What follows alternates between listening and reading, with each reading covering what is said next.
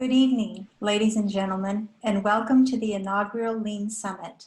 I'm Dr. Deborah Salini, the co-founder of the Lean Gulf Institute, and it's with great pleasure that Dubai Quality Group, in collaboration with the Lean Gulf Institute, are kicking off day one of our three-day event with the opening by engineer Hassan Omar, chairman of the board of the Dubai Quality Group.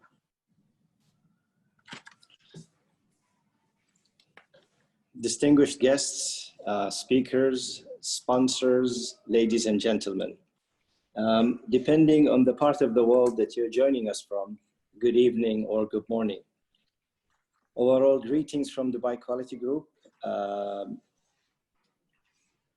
would like to welcome you to the official opening of the Virtual Lean Summit 2020.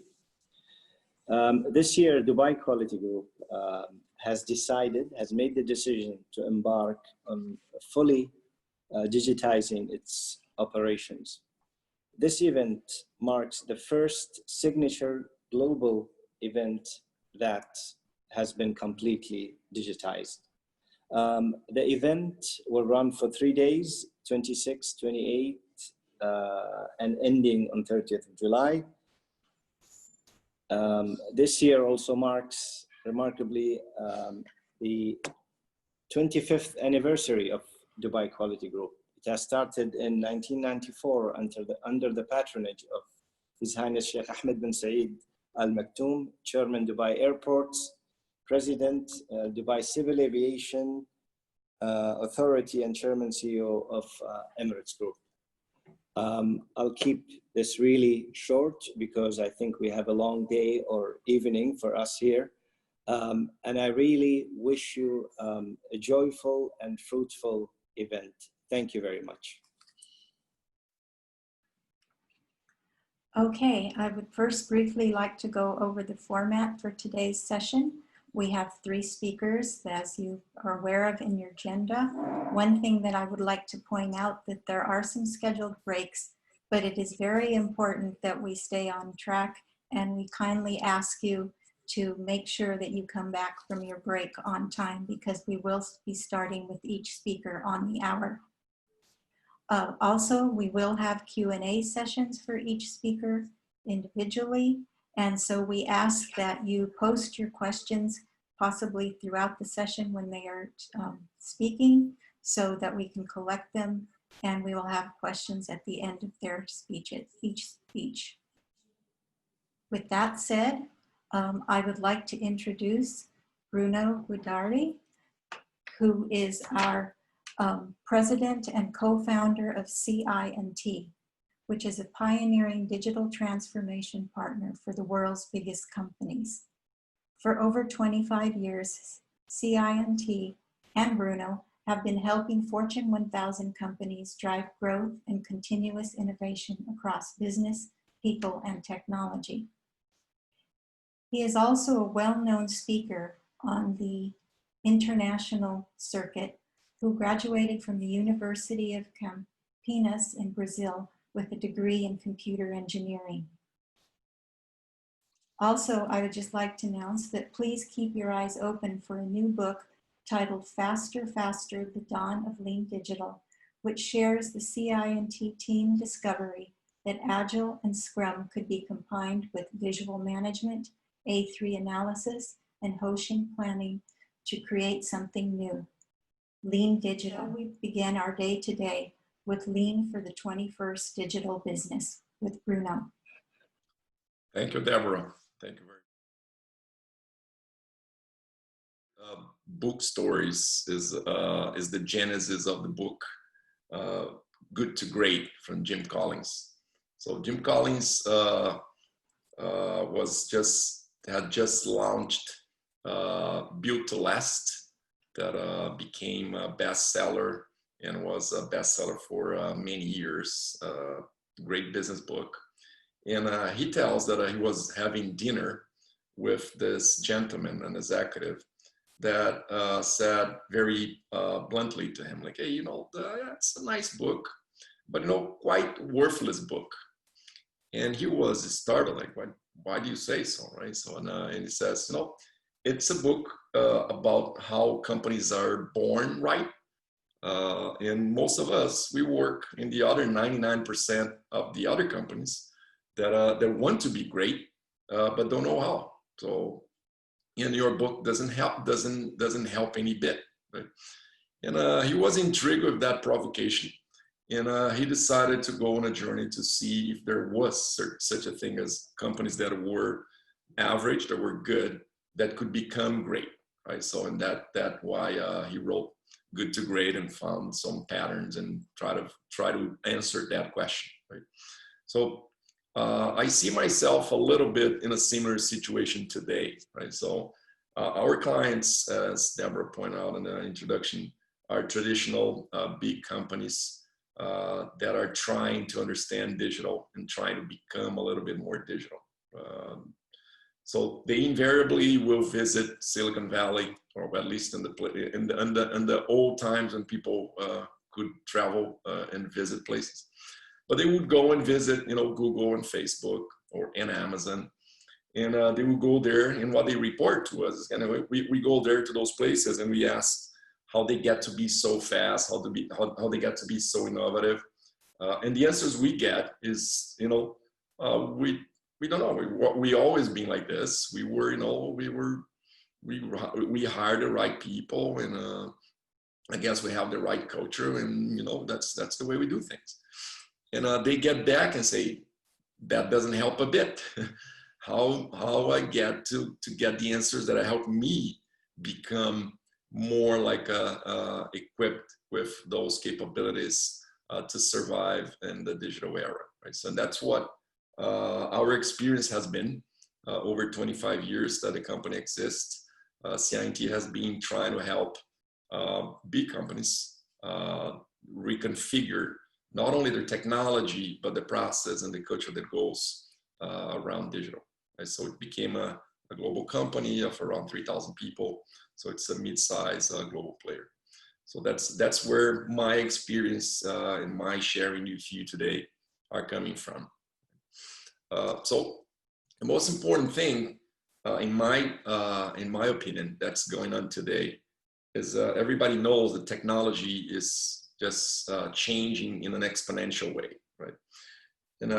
And I think what also is happening is the adoption of technology is also happening in an exponential way, right? So, which was not necessarily always the case, right? So sometimes some technologies are introduced, but their learning curve is just so steep that the adoption doesn't happen right away, which is not true with the technology that we see introduced in the last 20 years, right? So the web and mobile and all those technologies, they're very easy for the average consumer, the average people to, just starting using them because they're natural, they're intuitive, right? So what happens is that the curve of introduction of technology is followed very closely by a curve of consumer behavioral change. Right? So, and that's what causing a tremendous change in the marketplace for companies and for society as a whole. So to us to help understand a little bit how that actually happened, right? So with the web, of course, this is the major change that happened in the last 25 years. Those three technologies that came after, so mobile, cloud, and open source, this changed the game a lot because what they made was actually they enabled to build new things in a way cheaper way than it was done previously. Just so you have an idea, right? So in the early 2000s, a startup in Silicon Valley will need a round A of investment, around $10 million, just to start building stuff. They have to spend a lot of money in infrastructure and servers and computers and software, right? So that round A of investment today is less than $1 million, sometimes $500,000, $250,000. What that made was to democratize the access to thousands and thousands of startups just to be created because they don't require any much upfront investment. Quite frankly, You know, it just takes 3 to 4 kids in California or anywhere else in the world to decide to do something, and they don't need any much upfront investment. So this created just a plethora of you know, startups and companies trying to do things in different ways in all sorts of industries, right? So create an empowerment for consumers, and now have thousands of options to do things, right? And also raised customer expectations, because when you're using a super cool mobile app, now in that instant, your expectations already raised. And when you get and go back to your bank app, right? So now you have a different expectation. It doesn't matter. So the consumer is not comparing your bank app to your competitor's bank app.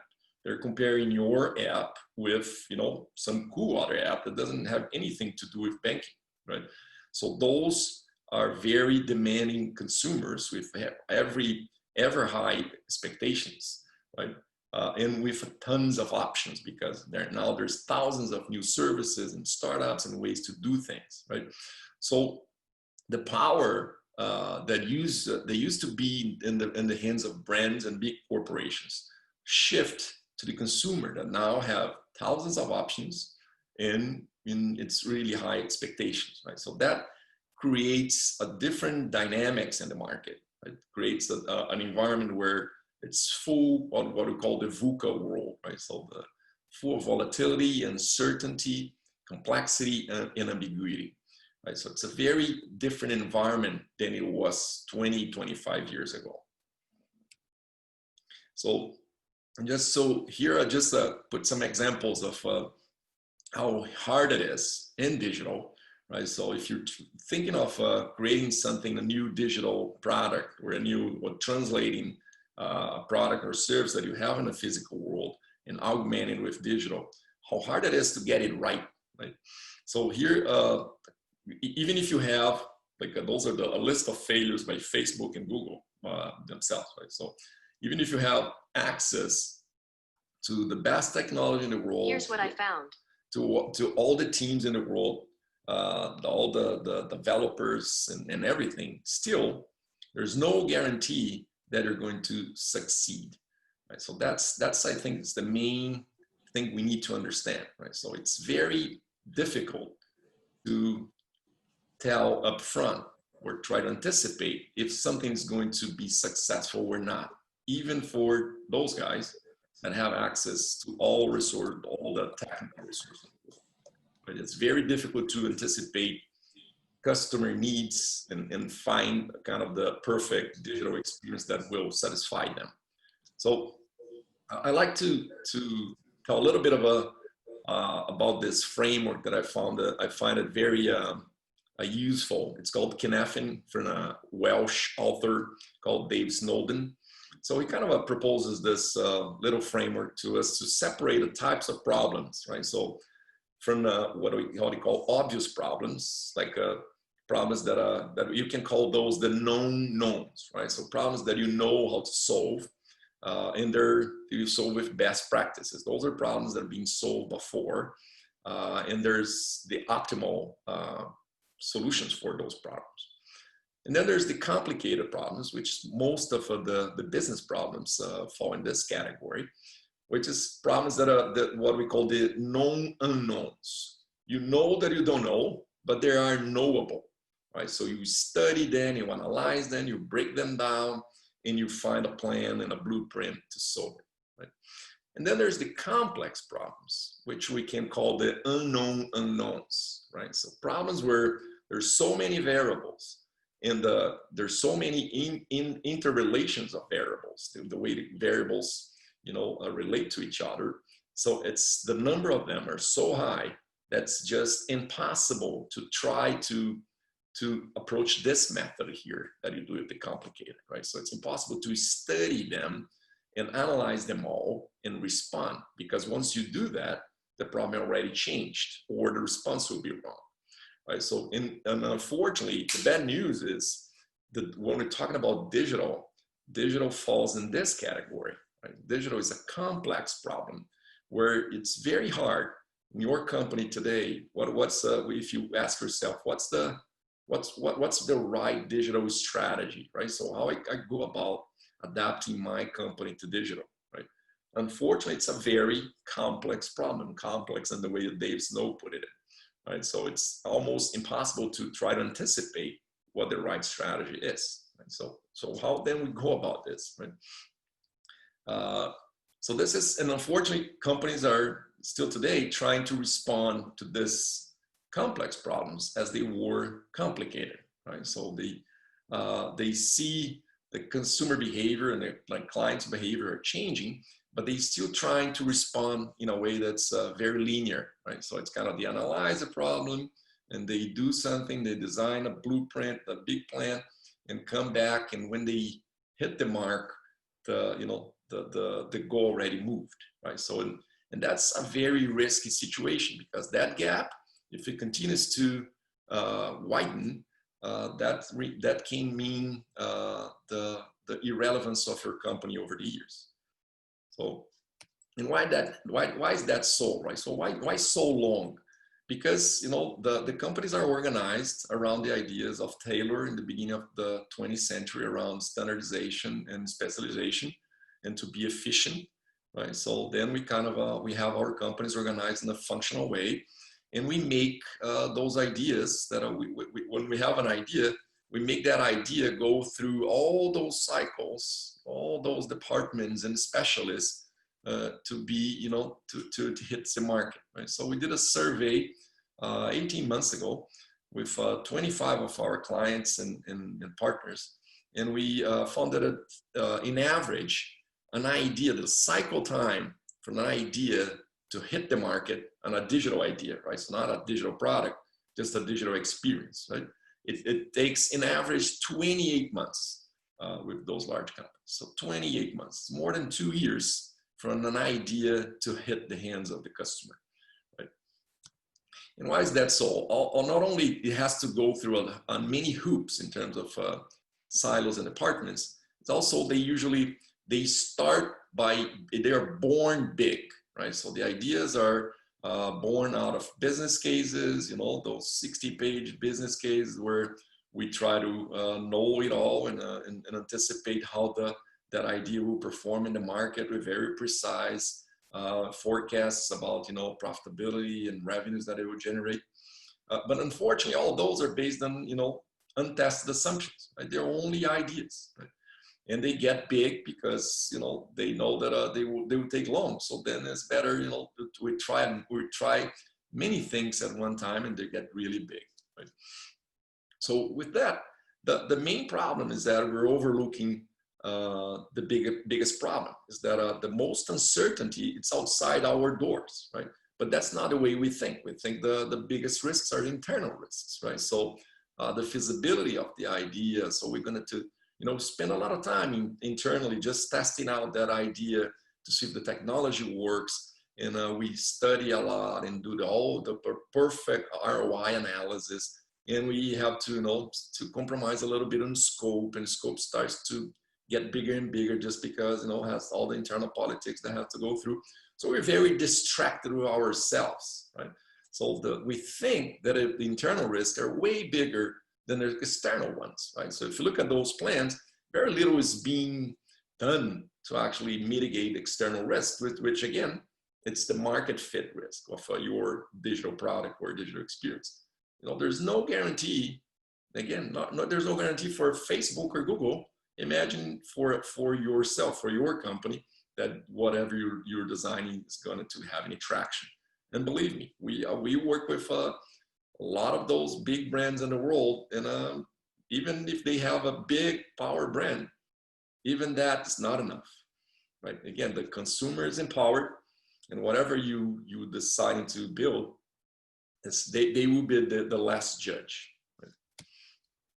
So we see that there's needed a new way forward, right? So a migration in many perspectives, not only technology, as I mentioned, we need to use, for traditional companies, they have to really open minds and use those new technologies that are shaping the new world, coming from more closed and monolithic solutions to more open and connected and all those new technologies. But it's also a matter of process and organizational design and culture, right? So from process-wise, it's away from the function-based, specialization-based organizations to a more multidisciplinary oriented towards products or business problems, where we can kind of put those everybody together and have way less handoffs in waiting times and accelerate the decision making in a order of magnitude, right? And also, I think it's a more cultural aspect, but it's also represented in the process, is the ideas coming from a place where ideas are the most important things, where execution is the most important things, right? Where ideas are only hypotheses and they will be tested in the market, and the consumer and our clients will have the last word if they're worth or not. So it's taking a much more humble position, saying, yeah, those look like good ideas, but we're not going to, put a lot of weight behind them, a lot of weight, not a resource nor money. We're going to test them out really quick and see if actually it flies, if our consumers think they're a good idea. So that requires a big change in the culture, right? So it's a culture of kind of stepping down the pedestal of knowing it all, or thinking that we know and we can anticipate and we can command the market, to a way where actually we empower our teams. We take a more humble stance and empower our teams to actually, they're closer to the client, to have, to come up with solutions that may function, that may work. And this is where I think the lean principles work the best, because lean has such a vast tools towards empowering teams and tapping into the collective intelligence of teams, that I think there's no other book of knowledge in the world that can provide that, right? So it's a lot of people talk about that, but lean has actually the tools to do this. Like how actually you as a lean leader, you empower your teams with questions and help them learn faster in this environment, right? So it's a different way of thinking, that it's again humble and focus on learning fast and not trying to get the answers beforehand, right? So focused on decisive action instead of a culture of no mistakes, in a culture, because digital has a lot of exponential potential, is a culture that looks for 10 times better type of thinking and not incremental gains, right? It's really finding where there's the biggest impact that can be generated, right? So this is the what. The what has to be changed, right? And you, quite frankly, you can see there's tons of papers and books and that you can find exactly that. The question more important is how we can do this quantic leap from the column here on the left to the right, right? So it's, as you can see, it's a big jump and very risky one. So how companies can do this, right? I like to start by telling them how not to do it. Like how are the companies that we've seen do it wrongly, and maybe some of those can work, but in our experience, sometimes every time that we get a client coming to us, they're coming, with at least one of those scenarios, right? They try to do it in a way that's a prescriptive way. They try to do a big bang transformation, try to kind of prescribe 24, 36 month plan, very detailed and prescribed. That just didn't work, because we are kind of not, again, acknowledging the complexity of the problem, right? So trying to very detailed plan that people just fall apart. The other big mistake is actually focusing on the practices, falling in love with the practices of agile and design thinking, and lose track of what the impact that will create for the company, right? So so it's not rare that we see companies, yeah, we have like 23 teams, doing agile and design thinking, and we ask, okay, so and what the outcomes were, what What the outcomes were of that, well, we don't know. We're just running agile and design thinking. So that's not good, because it's probably not creating a lasting change. Right? And the other one, very dangerous, is like to ignore the role of the senior leadership in the change. Right? So they have to be examples of the new behaviors and the new change. And that's not easy for them to do. And we cannot overlook their role, their leadership by example in that. So that's it's not about you guys change out there. It's looking inside ourselves and looking at our personal journeys and how we have to change, how we have to be more of that learning leader and not the know-it-all leader. So in our learnings, right? So it's very important that what we learned over 20 years doing this is that actually to change a culture is important to recognize what culture is. And so in a very, not wordly way, but what's culture is just the way we do things around here in our company, right? And why we do things the way we do. We do because we were successful doing those things this way, making decisions this ways in the past, right? So we are what we are because we were successful, right? So that's important. So the only way to replace those beliefs and behaviors, it's introducing new behaviors and beliefs that actually are more successful in business terms. And that's very important. That's our main learning over the years. If you don't introduce new ways of working that are more successful and they can't be marginally better. They have to be way better. Otherwise, it's not worth the change. Right? So that's very important. So the way we see the introduction of change is you have to have a long-term vision. You don't need a detailed strategy. You just need a true north, a North Star. This is, the value proposition that we have. This is the value we want to generate for our clients. And this is the way we're going. You don't need a detailed plan, a detailed 24, 36 months plan to get there. You need just that direction. This is where we're going. And then promote really short-term execution. Really act, just define the next step, what we're going to do next quarter. And that's enough, right, to create change. And we advise our most successful ones are gradual and help make sure that your adopters, your early adopters are successful, right? And then you just have to promote them internally. I just, when people come to ask you, hey, how we do this? Well, ask Mary. Mary's killing. Ask Mary and her team how they're doing, right? So just do some advertisement for those that were, the first ones, the early adopters are doing things differently and they're being successful. So it's a strategy. It's a pull transformation. Let them pull. Let them be excited by the others' success and want to be in that boat and not be pushed around. It's a very different approach. And here are a couple of tips on how to start. I'll accelerate a little bit here, just to make a little more concrete. There's one example that how those things at work. So this is a big bank, one of the biggest banks in the world. It's called Itaú. And as all the banks in the world have been going through a big transformation. So our clients going digital, right? So way more digital than physical. Right? So it's a huge institution, 60 million clients, 90,000 people. And clients go massively online compared to physical channels, right? So, but they knew that to get speed and customer experience, it required a cultural transformation in the bank. And it was actually admitted by their CEO. So their biggest challenge is actually how do we overhaul culture to be more innovative and fast. So they started with us. We helped them go into this journey.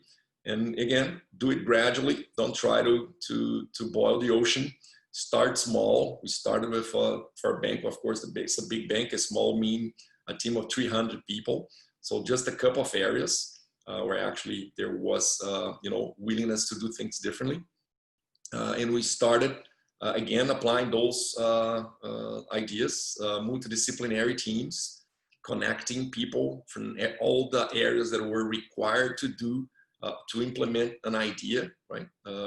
One team, one high-level goal. Just for one example is the digital channels area.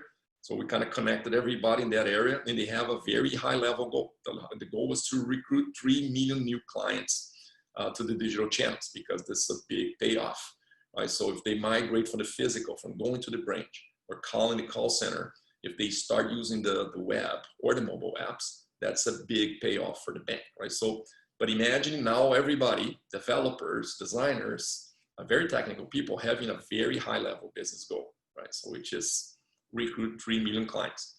How are you going to do it? You guys decide. You guys have, you know, we are empowered to find the best ways to do this.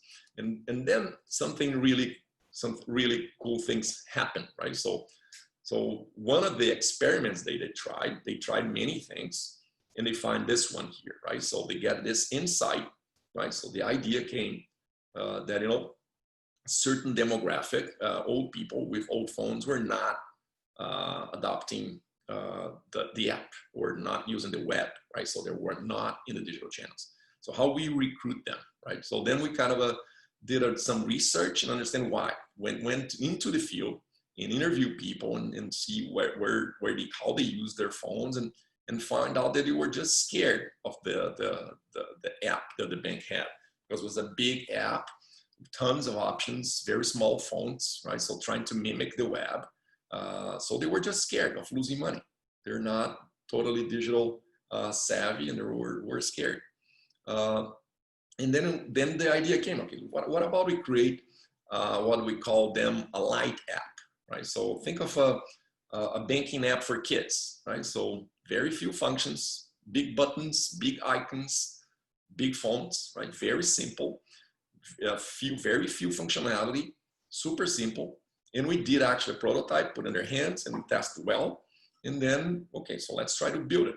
Build what really called a minimum viable product, really, you know, the basic functions. Push it live on Google Play, because most of those users were actually Android users, so there wasn't not even an iPhone version. Push it live and got 5 million downloads, and a lot of people started using it, right? So from an idea to live product in the hands of consumers in 4 months, right? From a bank that used to do this in 24, 28, right? And more than that, you see that speed would just not be possible if people that had those ideas and were empowered to make those decisions, they were tasked with improving the old app, for example, right? So they're not limited. There's no perimeter around them to solve a problem. There's no constraints. So the constraint is, hey, you have to get 3 million new clients. So they can be creative. They can come up with a totally different solution. Not even trying to use the current solution. Let's create another one, because it would be impossible to solve that problem actually with the old app, right? So with that freedom comes, you know, very different ideas and impactful ones, right? So with that success, in the trail of that success, of course, people start paying attention. But again, because they had business impact, they created business impact, and not other people start paying attention to the way they work. And then the success followed, right? So more teams wanted to be part of it. And in 36 months, after 3 years, a team that started with 300, 400 people, now that ways of working is followed by more than 10,000 people in the bank, right? So what they call communities, which is again, the multidisciplinary teams concept, right? And the speed, right? So now in average, instead of 24 months of lead time, they have 6 months lead time. And a big cultural change also happened during this time, right? So from command and control, know it all, try to avoid all mistakes, to a more collaborative, tapping into the collective intelligence of the team. It's a big shift of mindset. Still not done. The bank still has a lot to do, but it's already like big steps towards this nirvana of speed, right? So trying to catch up with the client needs and behaviors. So with that, I'll conclude here just with some references to books, whoever wants to know more. Books, so from everywhere here to how to change cultures, from that Garshai that I mentioned before, to the lean books that inspired us most. to some cool books around organizational design. Let's fast forward from Dr. Birkinshaw. And this one's actually will be launched in 2 weeks from Gary Hamel. We got the chance to have a sneak peek of it. We did an event together at the beginning of this year. And I'm really looking forward to reading it. It looked like really cool content. In our own book, mentioned by Deborah before, it's called Faster, Faster. It tells the story of many of our clients' transformation, how they actually did it. Those are cool to read as well. So with that, I'll conclude here, and we'll be open to Q&A.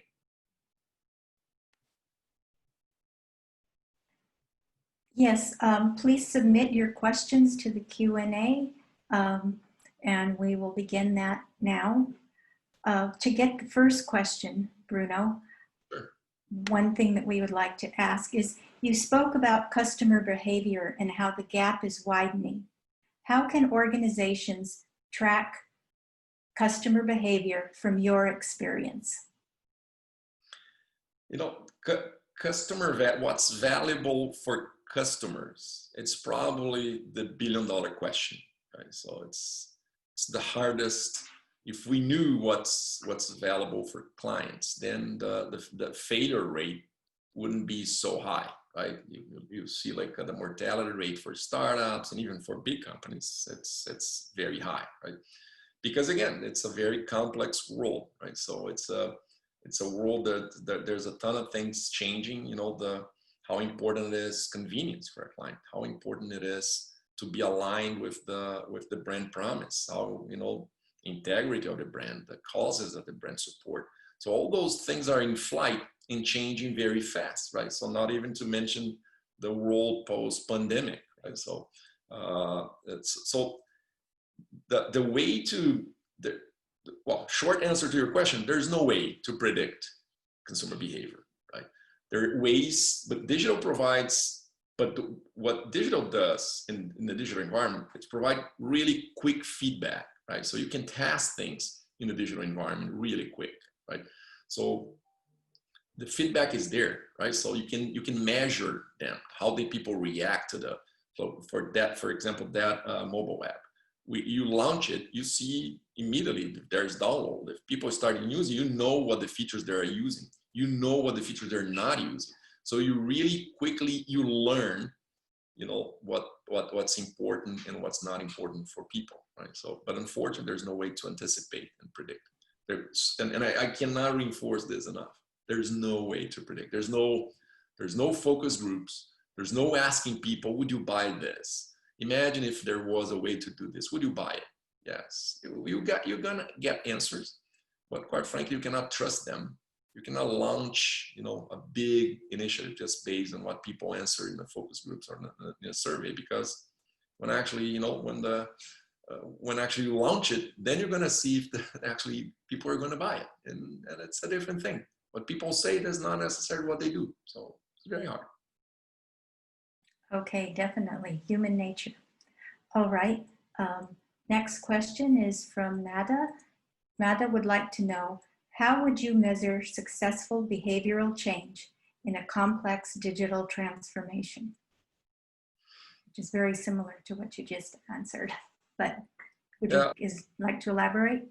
Yeah, we try to not measure too much of the soft things. Again, I think that if you want to take one thing from my experience here and what we shared today, focus on delivering the results. You know, in the different ways, you're going to use different tools, but they are only that. They're different tools to get to the results, to the impact. If you create impact, the change will follow. You're going to change culture, not by aiming at cultural change itself. You're going to get to culture as a byproduct of getting better results in a different way. Right? So don't focus too much on how to measure those behaviors, because they're behaviors, human nature, very difficult to track, very subjective, right? Of course, you can monitor, there's some proxy metrics for that is cool, but that's not the focus. Focus on really kind of working a different way, but focus on delivering the results. Because what we think, we see a lot, when the results are questionable, and in large organizations and complex organizations, it's very difficult to have a clarity around the goal and having consensus on whether an initiative was successful or not, right? So the guys that were in the initiative say, "Oh, we did really well," and people on the other side of the wall say, "Not sure if that was well, you know." So it has to be undoubtedly successful. So to get that, you only get that when you're talking about in business terms, right? Like the example I showed. There's no question around. This app has 5 million users now, and we're diverting them from the physical. So there's no question about how successful it was. It's not because we're successful because we're using design thinking. And people from outside that group say, not sure. What did we gain? What the organization gain with that, right? So when it's that subtle, unfortunately, it doesn't create lasting change. Okay, we probably have time for about 2 more questions. The next question is, where do you see a traditional lean implementation in the coming 5 years? You know, I think lean, the concepts of lean are totally practical and relevant for digital, right? So we're talking about short cycles, right? So it's totally aligned, right? So this new leadership model that is required for this age is just so lean, right? It's just kind of so aligned with the lean principles of, you know, don't fool yourself thinking you know all the answers. Just keep asking questions and empowering your teams to ask some questions. So, you know, as long as we're aiming for very short oriented results again, I think, you know, lean transformations are a major lever for digital transformation. Okay. Next question is, you have rightly said that leadership behavior is very critical for the success of lean initiatives. How can I, being in middle management role, demonstrate the importance of lean thinking to senior leaders? Don't wait. Just be an example. Just start where you are. Start where you are. Start creating impact. Start following those, you know, new ways of working. Start, you know, doing yourself, and be an example just by the impact you can generate, and create ambition. Like, hey, if you can generate that type of impact in that limited scope, people. But again, don't try to. You know, we're big lean house. We did a lean transformation ourselves. Was instrumental for the success the company achieved 15 years ago. Was a big journey, a personal journey for myself and for all the CI&T leaders. Again, instrumental for to being able to scale this company 30%. We grow 30% every year, and it's a people business, right? So it means we grow 30% in people every year, and still keeping a solid track record of delivery, which is absolutely hard to do. And I credit this to lean, right? The transformations that we were incorporated through lean. But as much as I am in love with lean, I'll never try to convince anyone about, because it's about faith, right? So it's about asking to people to have faith in something, right? So have faith in lean. Let's have faith in design thinking. Don't lead with the practice, which is the pitfall number 2 that I presented there. Lead with the promise that we're going. If you know that you know, by using those new tools, you can deliver results. Promise the results. Promise the results. Do the things you know how to do it, but promise the results and show the results, and things will change swiftly. Because quite frankly, you know, the CEOs, the senior leadership, they don't need to have faith in those practices or nice things that I know. They are very practical men, very practical women. So you need to show a different way that it's that you don't need to show. And again, don't take me wrong. Like, we're not saying generating billions of dollars of revenues in short terms, but showing promising results, like showing things that can be done, evidence that there's that new way can lead to not quantitative results in terms of, no, that's not a lot of revenue, but look, we built something here that has better attraction, better client retention, so more qualitative metrics, that when you look at the quality of the new thing, it's better than, and again, undoubtedly better than the old way. So that's my advice. Yes, definitely. We probably have time for one more question if anyone would like to submit it to the Q&A.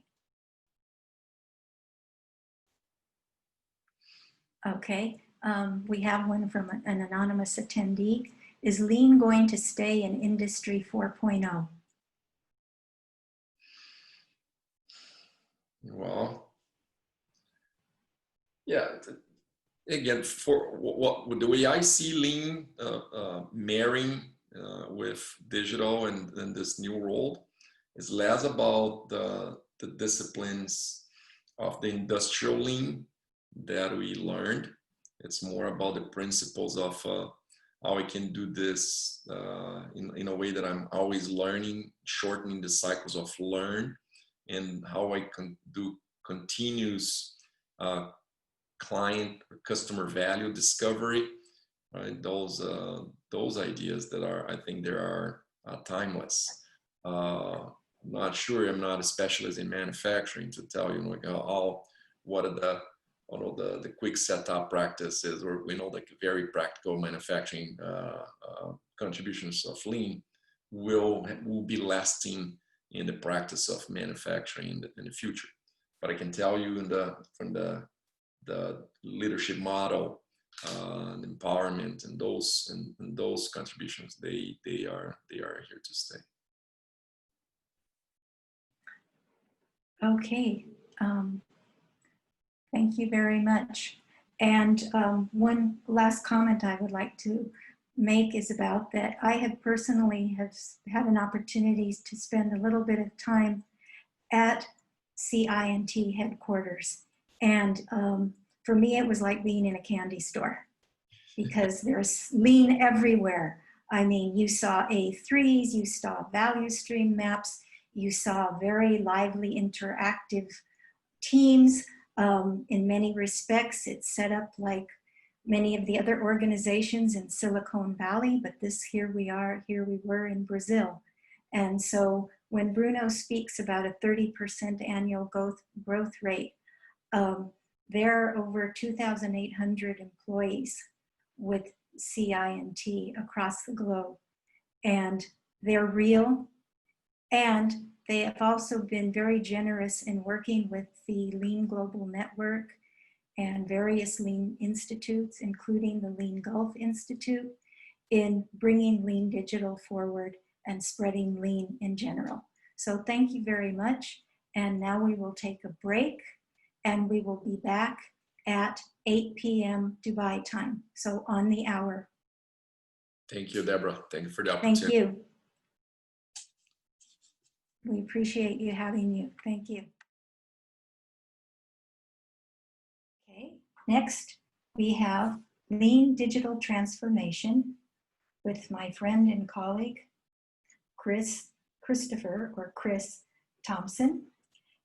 Chris is the director at the Lean Institute Brazil, and he has a 15+ years in Lean implementation in Latin America, as well as with other institutes across the globe through the Lean Global Network.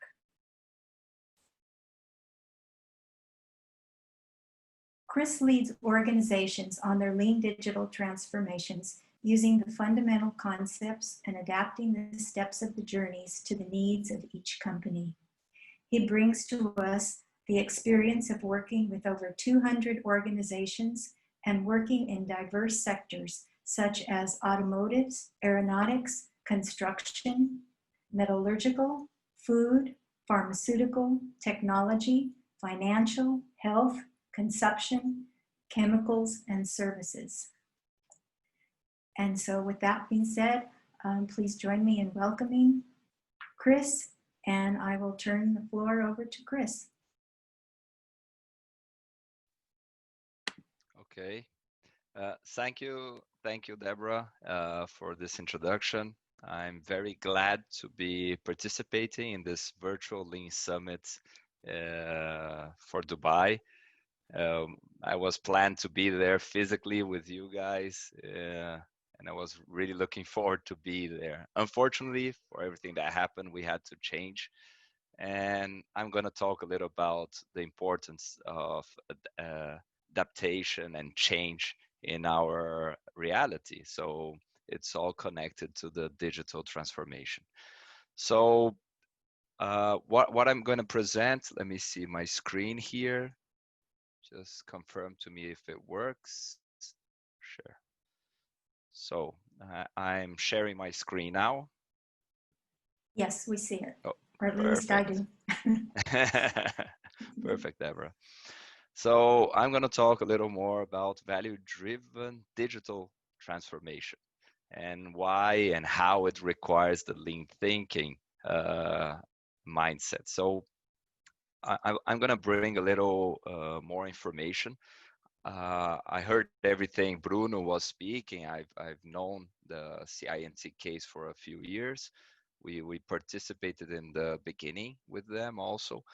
So it's very nice to hear Bruno telling a little about his perspective and his learnings during the journey for CINT. So what happens here is we've been seeing a lot of companies in Latin America starting their digital transformation. And unfortunately, a lot of money is being spent and not so much value is being brought up to the enterprise, to the company. And mainly the question is, what's the difference for the client? What actually changed? So I'm going to talk a little about what's happening at this moment with a lot of digital transformations we see around here. So first concept I bring up is the vanity metrics. So for who has read the Lean Startup book, maybe you've heard about the vanity metrics.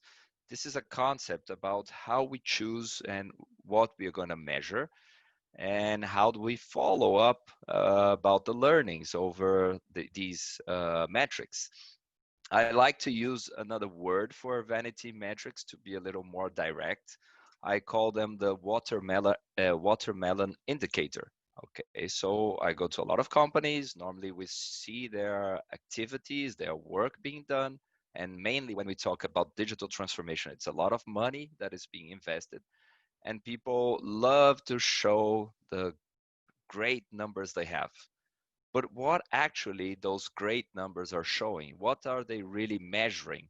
So I see a lot of greens. And the thing is, with digital transformation, there are a lot of new things.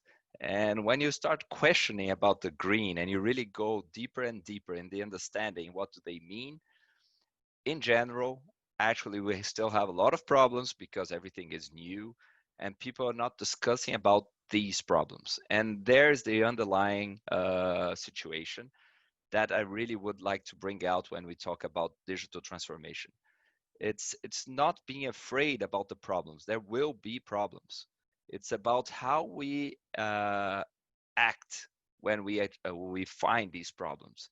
And this change in the mindset is very important for a successful digital transformation journey that everybody has to go through. This is happening and it's happening now. So just for a real life example, as Bruno brought up the example of a financial company here in Brazil, most of our banks here in Brazil are going through their digital transformations. Itaú is the biggest bank in Brazil, but most of the other banks also are going through this journey. And this is the kind of answer I receive when I talk to the top directors when they start talking about their their digital journeys, and they talk about, for example, chatbots. So they are implementing artificial intelligence using chatbots, and this is what's interacting with their clients. And the kind of answer I hear is artificial intelligence provides 95% accuracy, of chatbots responses. And again, this is the point when I say you really need to understand the numbers. What does 95% accuracy of chatbot really mean? Because when I looked at the banks, they are all talking about bots. This is something very important. Financial services are looking at this. Everybody has a plan or to already have them, or they are planning to have them for the next years. So you can see this just an example of information. We have more than 85% of companies are planning to have chatbots in the next few years, and most of them already started. The thing is, where is that chatbot going to? Is it internally being used, or is it actually going until the final client? When it goes until the final client, and then you measure 95% accuracy, that means the chatbot actually managed to talk to the person. But you have to understand what is a talk, what is actually going on during the talk. If I say good morning and a chatbot says good morning, that is 100% accuracy. If I say good night and a chatbot says good night, that's 100% accuracy. If the talk happens and it's going on, every time I give an answer, and actually that's a correct answer when we evaluate, that's accuracy. But what we are not measuring, why is the client getting in touch with us? Why is the client getting in touch with the bank? And when we really understand why clients get in touch, they're trying to fix, they're trying to get their problems solved.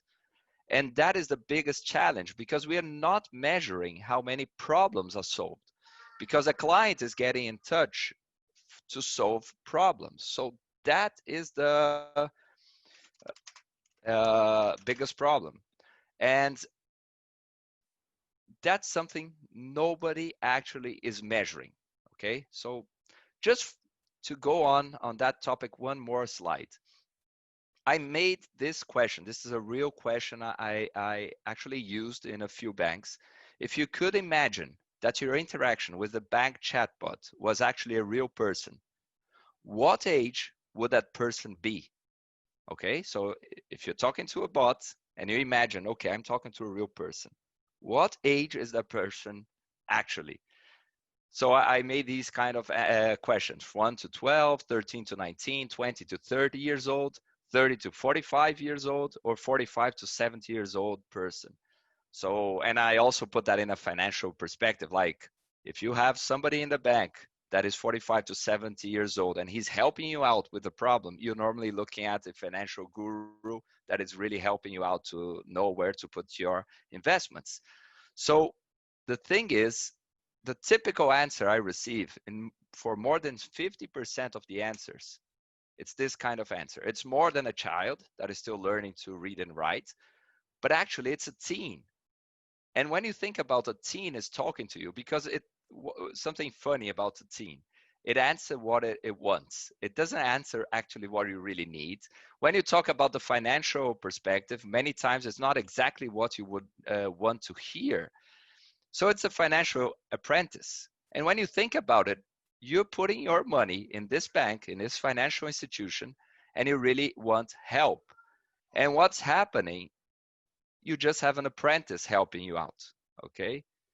So this is something that it's quite challenging, because people want to say they're using the chatbot, but when you look at the client's perspective, actually it's not solving their problem, okay? So this is just to begin our discussion.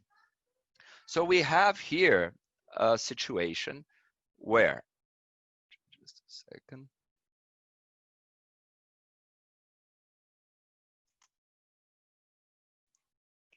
So here we have the situation where we have the organization's perspective and the customer's perspective, okay?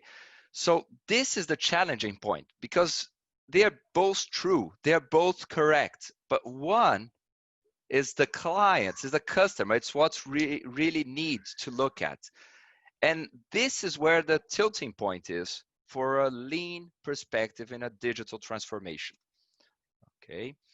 So looking at this, we have, for example, Uri Levine. I don't know how many of you know Uri. but at least his solution is very known around the world. It's Waze. He's one of the creators for Waze. And what happens with Waze is that it helps people solve their problems going from one point to the other, driving their cars around the city. So I live in Sao Paulo. We have over 8 million cars just in the city of Sao Paulo, and we have a big traffic problem. So when Waze came out as a solution, it was a great solution to fix our problems, our traffic problems, helping us go from one point to the other. But one thing I really love about the Waze story is what Uri, as the founder, always used to have a message in his t-shirt. And he liked to use this message: fall in love with the problem, not the solution. And this for me is something very important, because he would communicate that continuously to his team. Guys, we're doing something great. The software is great. The solution about Waze is very important. It's very nice. But the thing is, what is the problem we are trying to fix? And this has to be our perspective continuously, because the problem is the client's perspective. The solution is the company's perspective. And this is something we have always to take care when we are talking about our digital transformation. And the concept of talking about problems from the basic point of view about what is lean, we go back to Taishi Ono. Taishi Ono, as the how can I say, the big guru behind everything we talk about lean, because he was the one that helped Toyota transform itself. Toyota almost went bankrupt in the 50s to the 60s in Japan. And Taichi Ono had the big challenge to change the whole company's mindset. And the thing is, he would say, no one has more problems than the one who claims to have no problems. It's all about understanding the problem and understanding the problem from the client's perspective. This is the basic thinking about lean, always looking at the problems from the client's perspective. So this is our challenge, to continuously look at the client's problem. So for our definition, when we think about lean thinking, we are always asking, what is the problem we are trying to solve? And the purpose for our company, for our product, for our service should always be associated with value creation from this customer's perspective. So we have always to question what problem we are trying to solve. If a client comes to us, comes to buy our product or buy our solution, our service, actually what he's looking for, he's trying to fix a problem from his perspective. And that's the point we really need to understand.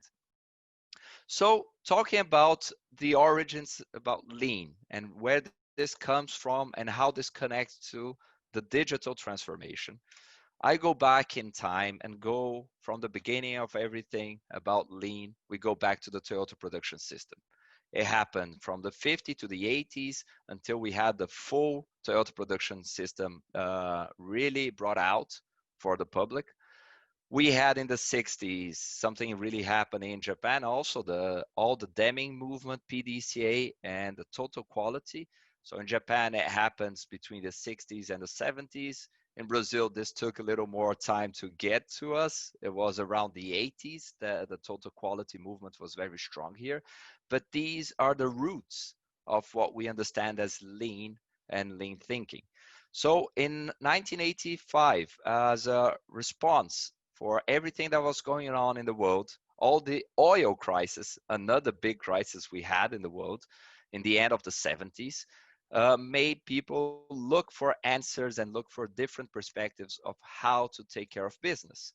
So we had the study that came out, the book, The Machine That Changed the World, and brought to our knowledge the concept of lean, of what was happening in Toyota, and this came out in 85.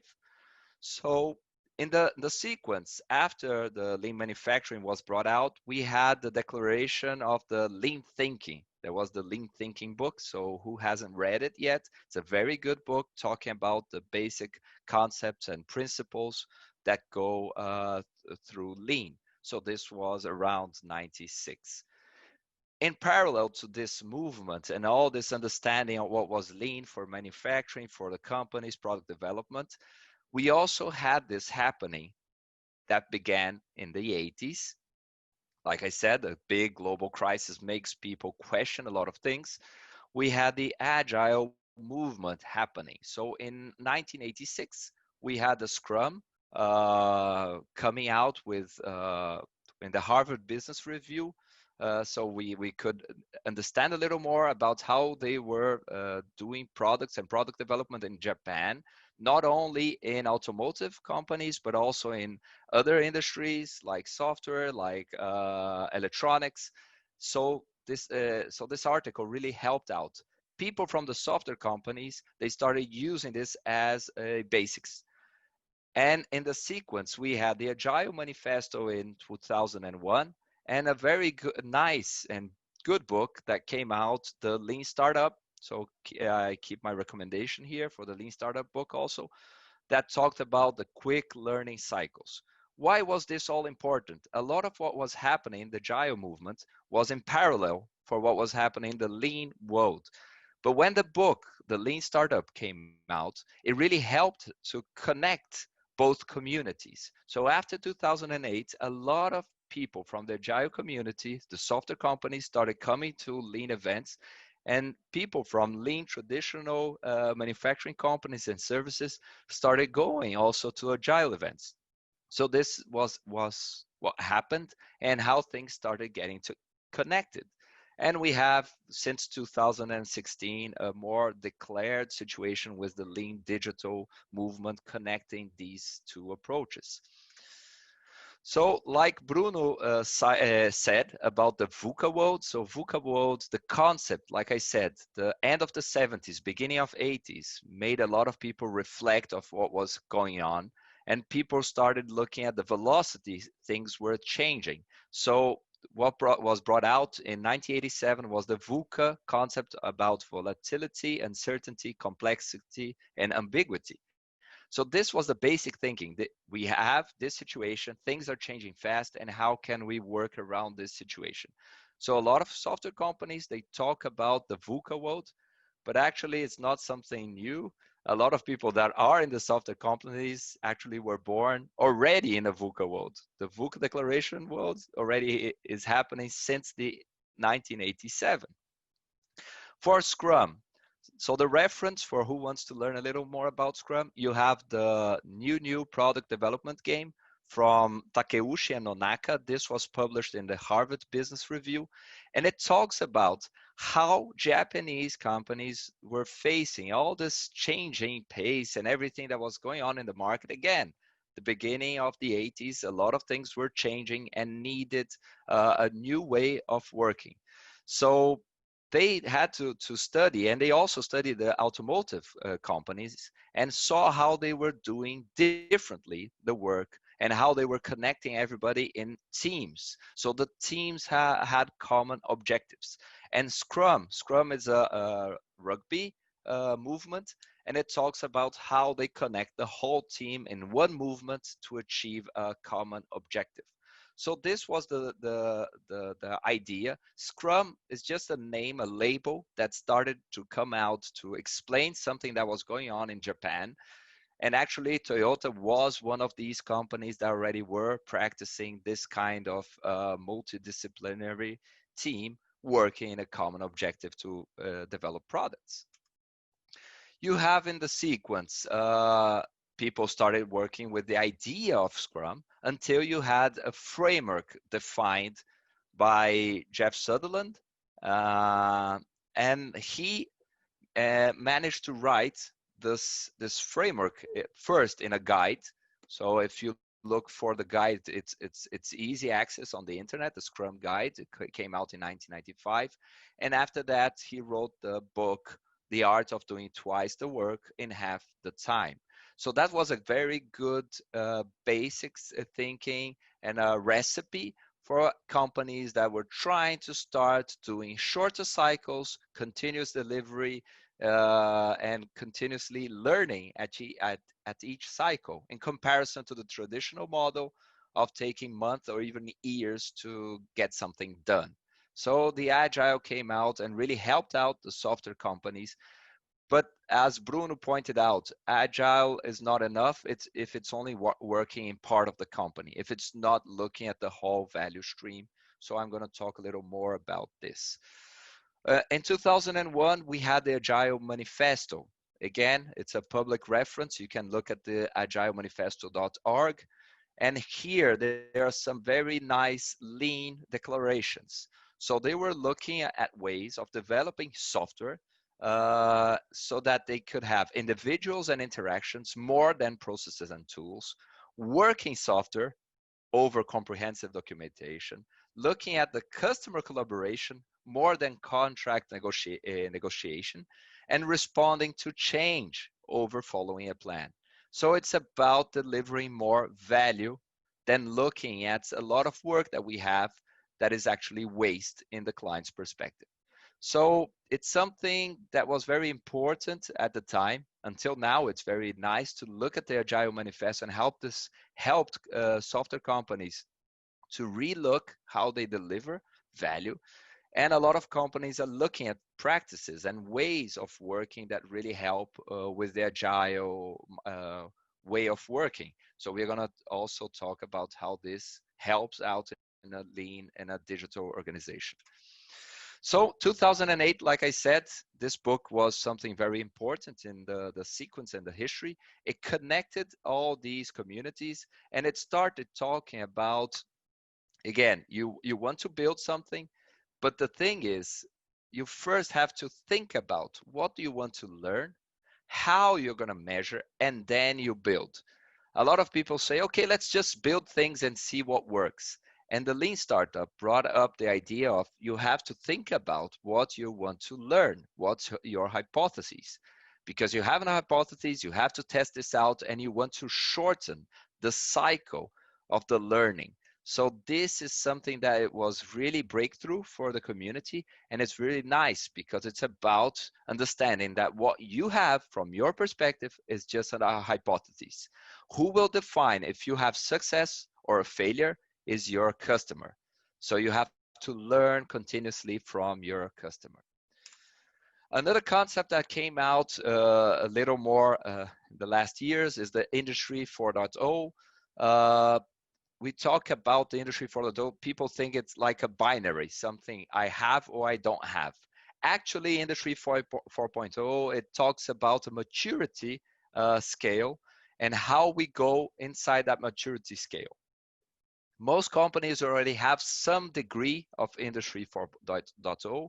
They already have some kind of visibility. They're working to have more transparency, to understand more what's going on, and to have the capability to be predictive.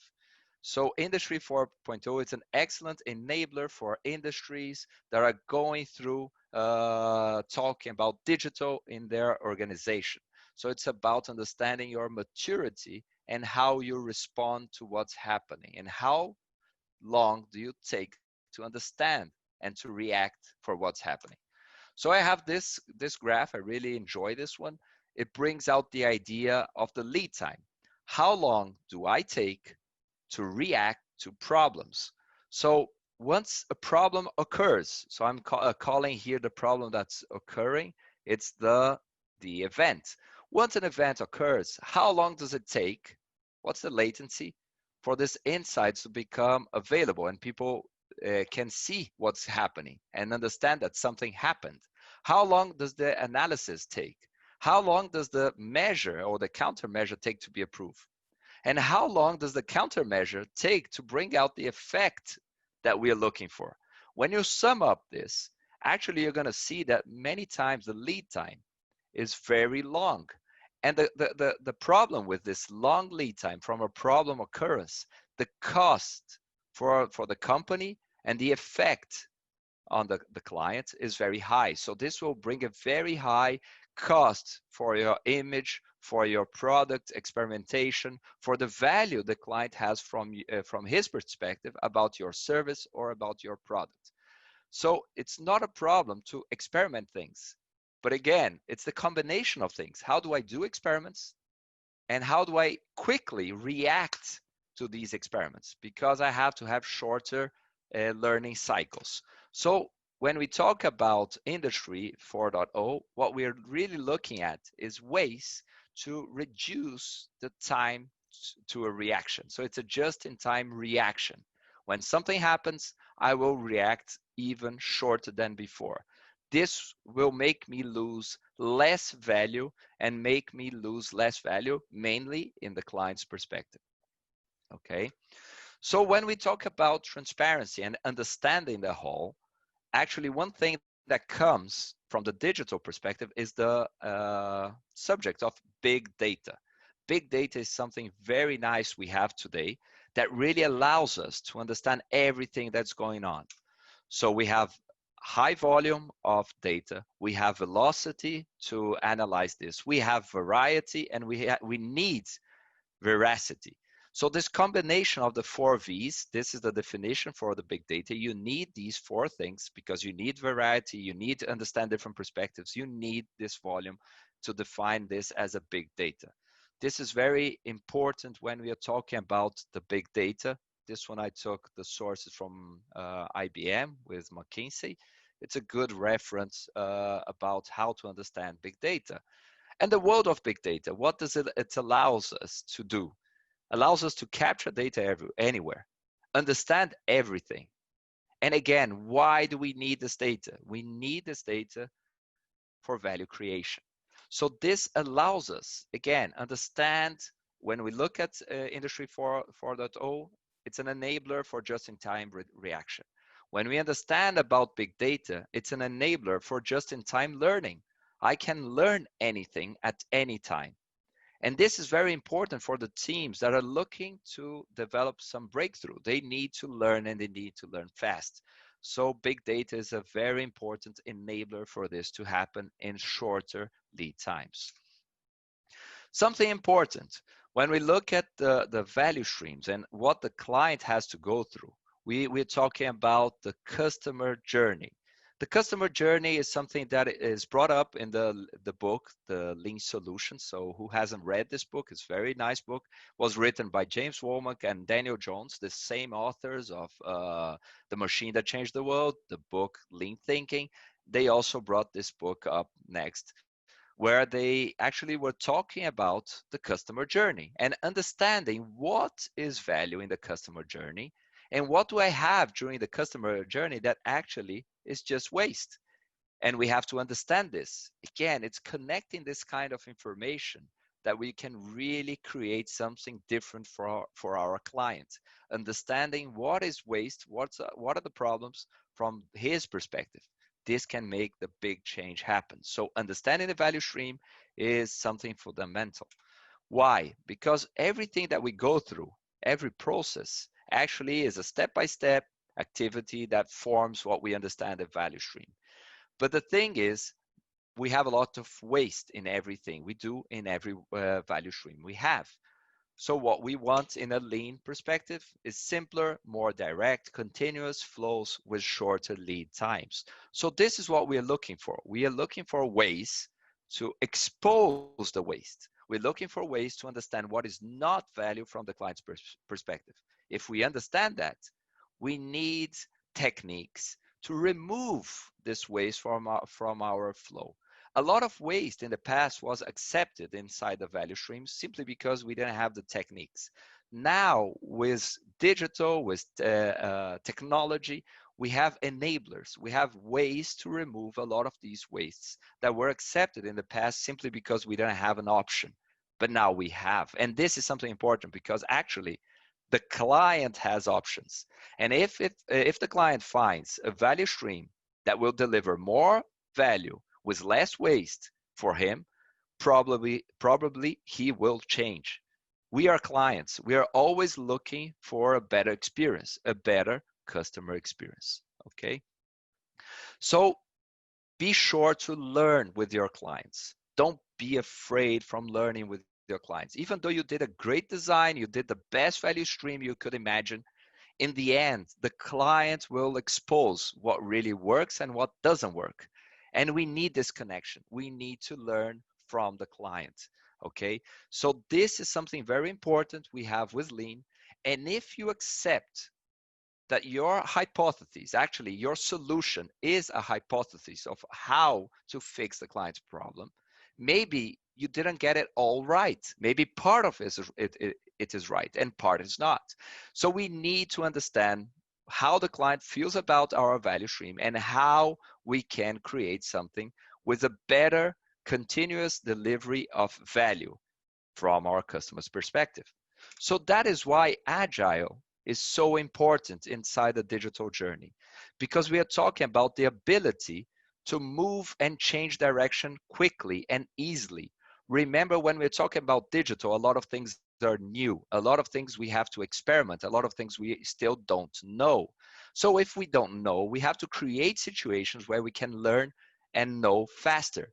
And if we learn, how can we change direction faster?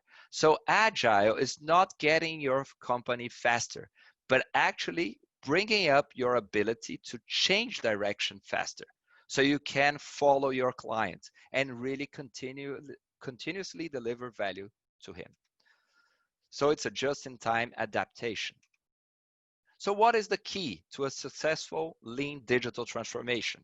So for me to bring a conclusion in all this thinking, the key for this, guys, it's about creating this equilibrium with a human-machine integration.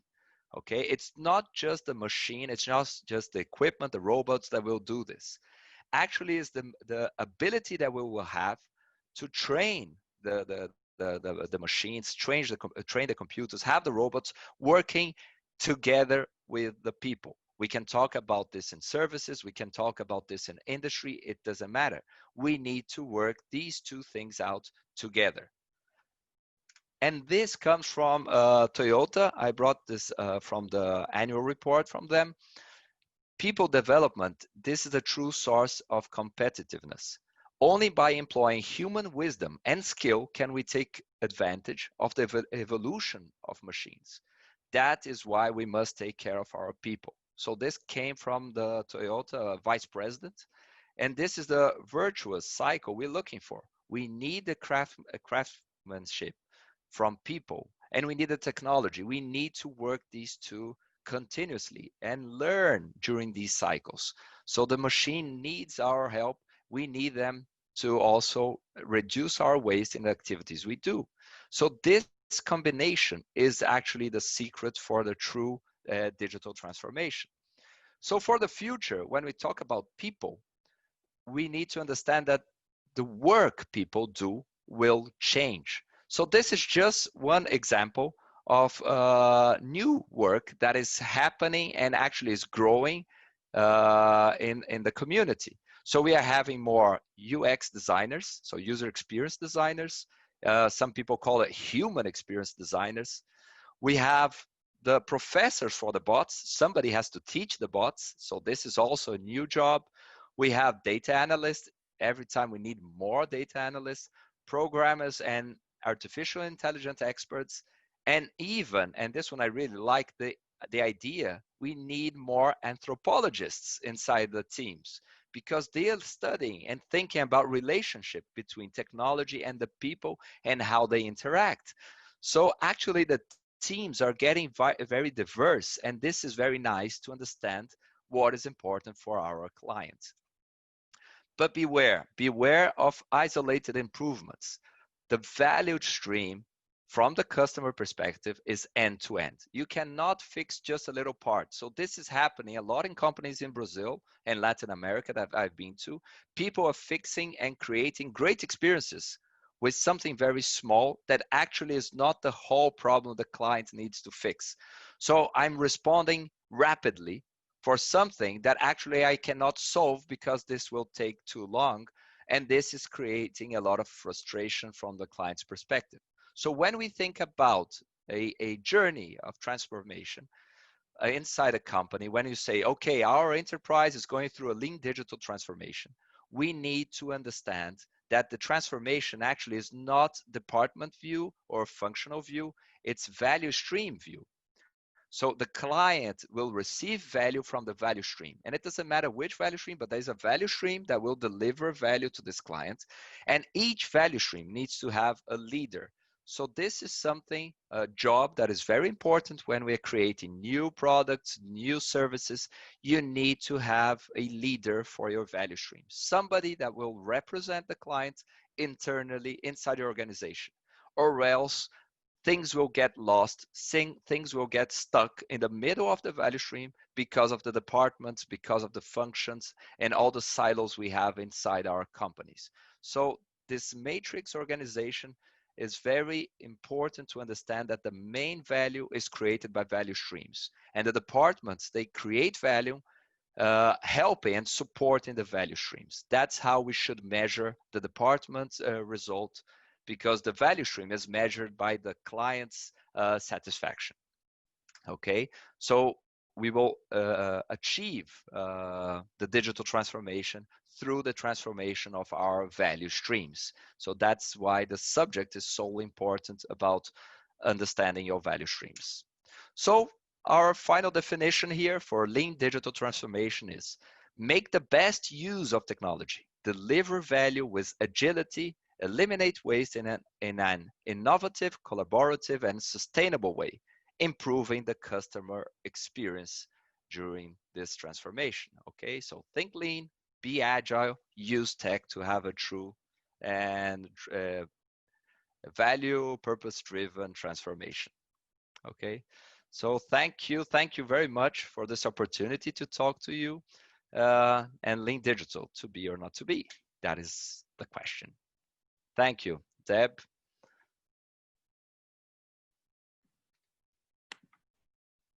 Okay, thank you very much, Chris. And now we'll move on to a Q&A. And first question is that Industry 4.0 is a maturity scale. How can organizations measure where they are on the scale you presented? Okay, well, this one I can bring up the slide really fast. Okay, okay, here we are. Share my screen. There we go.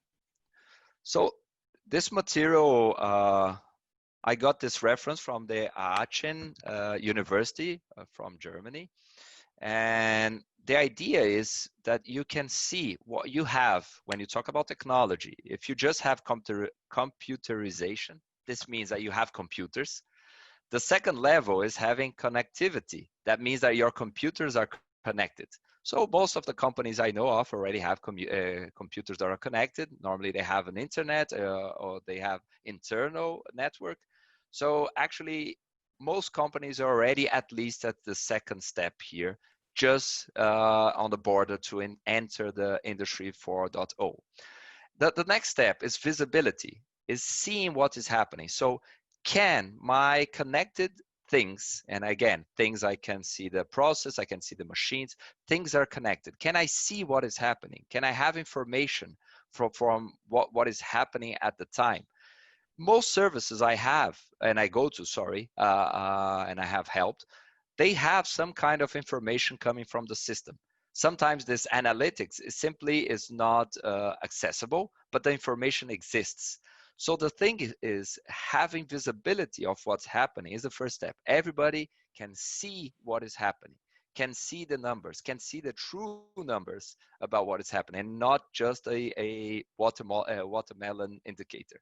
So the idea to have visibility is to really open the possibilities of understanding what's happening with your processes, your services, your machines.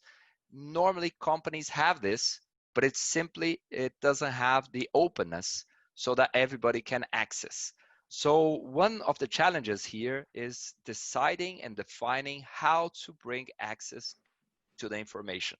And if you manage this and you start controlling and seeing what's happening from this perspective, you already have the first steps for your Industry 4.0 to happen, because you can see what is happening, and the next step is understanding what is happening. So it's all about a matter of maturity, okay? So what I would say, if you already have visibility, possibly already working with some degree of Industry 4.0. Okay, next question. Is implementing lean digital transformation dependent on company size? Again, it's not. It's about understanding and accepting your client's needs, and understanding that technology is just an enabler. Who can use technology? Any kind, any size of company. So we just talked. Bruno gave the example of Itaú, a huge bank here, one of the biggest companies in Brazil. It's a 90,000 employee bank. We have other banks in Brazil with 110,000 people, and they're going through their digital transformation. So we're talking about huge companies. When you talk about startups, many of them are going through this. Even when we talk about small venues here in Brazil, with all the crisis and with COVID, a lot of companies are having to go through their digital transformation. People weren't looking at this. They were saying, okay, I will go through this at some time. A small venue, a small restaurant, but actually they are having to go through this now, and or else they maybe not survive. They won't survive what's going on, because the market changed, the clients changed. They changed the way they look at the market. They changed the way they want to consume our products. So digital is just a way of talking and how we connect technology as an enabler with our ability to deliver value to our clients. Understanding these connections, this is what's going on. COVID really accelerated a lot of the digital transformations here in Brazil. Okay, thank you. Next question. Do you want to say that fragmented lean projects are not advisable at the early stages of transformation? This is from Youssef. Okay, very good question. What I say is careful with a fragmented approach, because you may be getting something better that actually shouldn't even exist. So this is something that we are always afraid of when we talk about everybody doing improvements everywhere. If we don't have a connection of the processes, if we're not looking actually at the final client, what happens with most of these internal improvements, they're just looking at our company's perspective. And we may be doing something really great from our own perspective. But if this doesn't change significantly what's happening to the clients, maybe we can have a situation of fixing something that actually shouldn't exist. So this is something I talk about when I look at the matrix, looking at the transforming a company. Start with the value stream. Start looking at what's important to your final client. Because if you get that one wrong, you will make a lot of improvements, called improvements inside our departments that actually shouldn't even be made, because maybe that shouldn't even exist.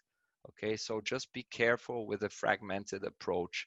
Look at really what's important for your client. And normally your client needs something that is end-to-end. Okay, this is our recommendation.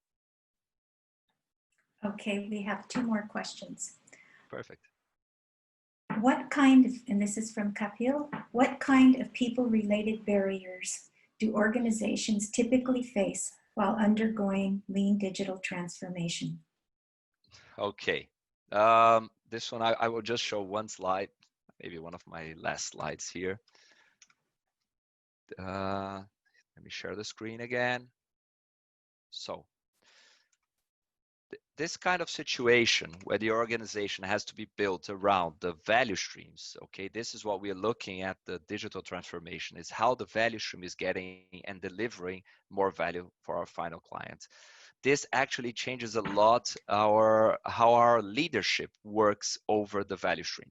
So we have to change our perspective. People are used to power of how they control their department, their function.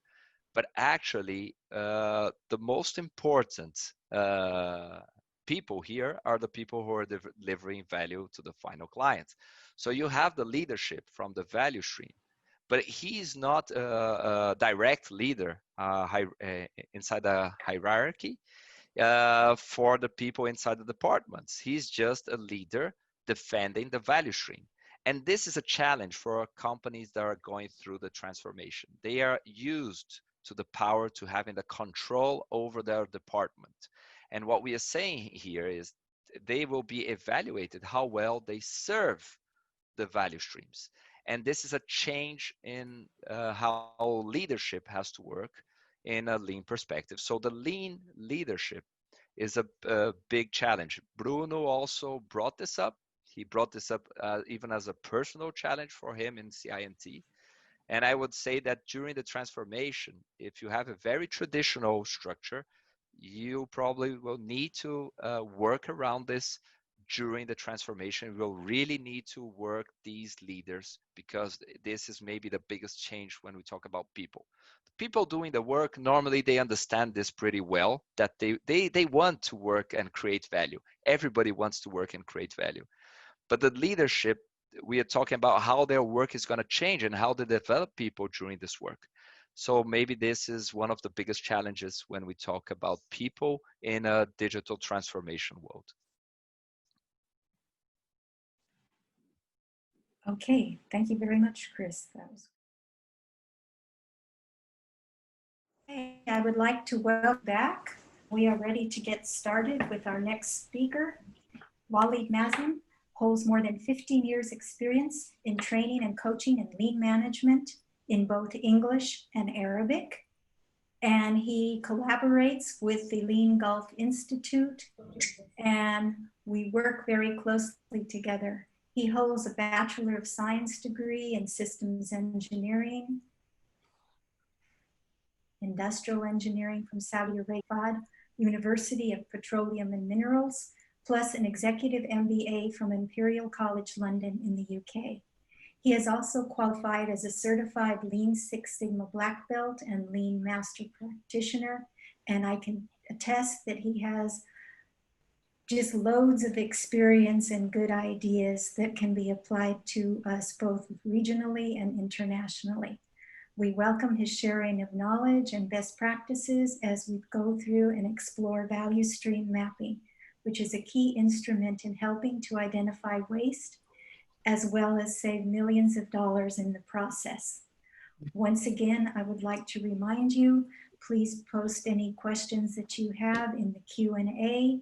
And for this session, Waleed will have the full hour, and he will be answering your questions as we go. So with that said. Thank you very much, Deborah. I would like to start by thanking Dubai Quality Group and Lean Gulf for the chance to be part of this great group of people who are sharing their experience. And what I'm going to be doing today is explaining the Lean value stream mapping tool to everyone. So let me just start by sharing my laptop. So it is great that basically both speakers before me have mentioned the value stream map. Bruno briefly have mentioned it through his presentation, but also Christopher has touched on it in more depth and highlighting how important the value stream in organizations and how to optimize it. So what we're going to be doing in the next hour, explaining the value stream map and how to identify waste and how to improve the efficiencies and grow it within the organization to optimize the effectiveness of the customer value from the customer point of view. Usually this is delivered over a 2-day session, but we have only 1 hour. So I'm gonna share with you a few points related to pitfalls, how to utilize it, and briefly explain the initial topic about lean. So as we know, all of us today in any organization, we're looking to make a profit. And what traditionally has been equated on how we equate our profit is by having our cost, and basically we add to it the profit, and basically that becomes our sales price market. And this is considered as cost plus, which is price equals cost plus profit. This usually used to be traditionally accepted and okay because the competition, was very low and there was very few players in the organization. With the digitization, with having the Industry 4, and also with what we're facing today around the world, with the COVID and a lot of pressure on cost and issues that we're facing, it's more problematic to work with the traditional way of doing that. So what happens if we have a market price that is set to us? So basically that doesn't work. We can accept either a smaller profit margin from what we're doing, or what we can do is follow the lean thinking and identify what is waste and what is value in our organization. And by eliminating the waste, we can maintain and manage our profit. And this way of calculating the profit is called price minus. And this is what is the prices of the market, and we deduct from it the cost of our organization, which is eliminating the waste, and by that we get our profit. So this model is more relevant to what is happening today around the world, and it's important that we look at our cost and try to eliminate as much as possible the waste within the organization. And another topic basically we need to look at is the customer satisfaction. So most of you, if you come from the lean world, you would be familiar with that we have two types of customers in our organizations. And basically we have the internal customer and the external customer. Most of us are familiar with the external customer, which is anyone who's buying our products and paying for it. The internal customer is people or departments in the same organization who receive a service or product from you.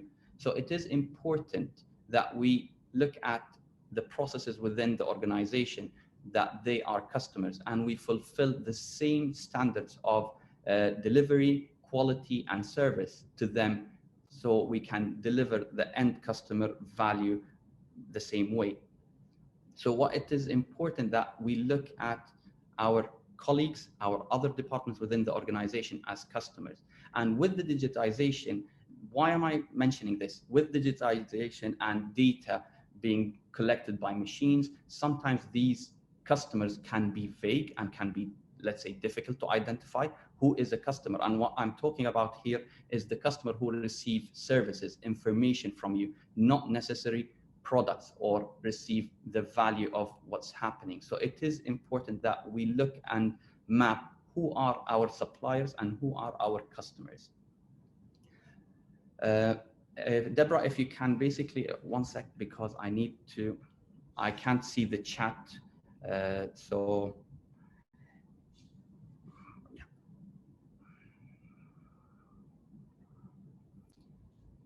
It relates to answering a question later in the segment. Yeah, can you please, Deborah, keep an eye on the chat and basically read out what people are writing, because with the full screen on my end, I'm not able to see the chat. So I'll need your help, please, with that. Okay, I will do that going forward. Yeah. Question, no problem. So again, what is value in the eyes of the customer? So it's important that people, again, from the lean world, understand the QCD, which is quality, cost, and delivery. It is important that we deliver this to our customers, which is what we mean by quality is the high standard, high performance, and reliability with all the products or services that we provide to our customers.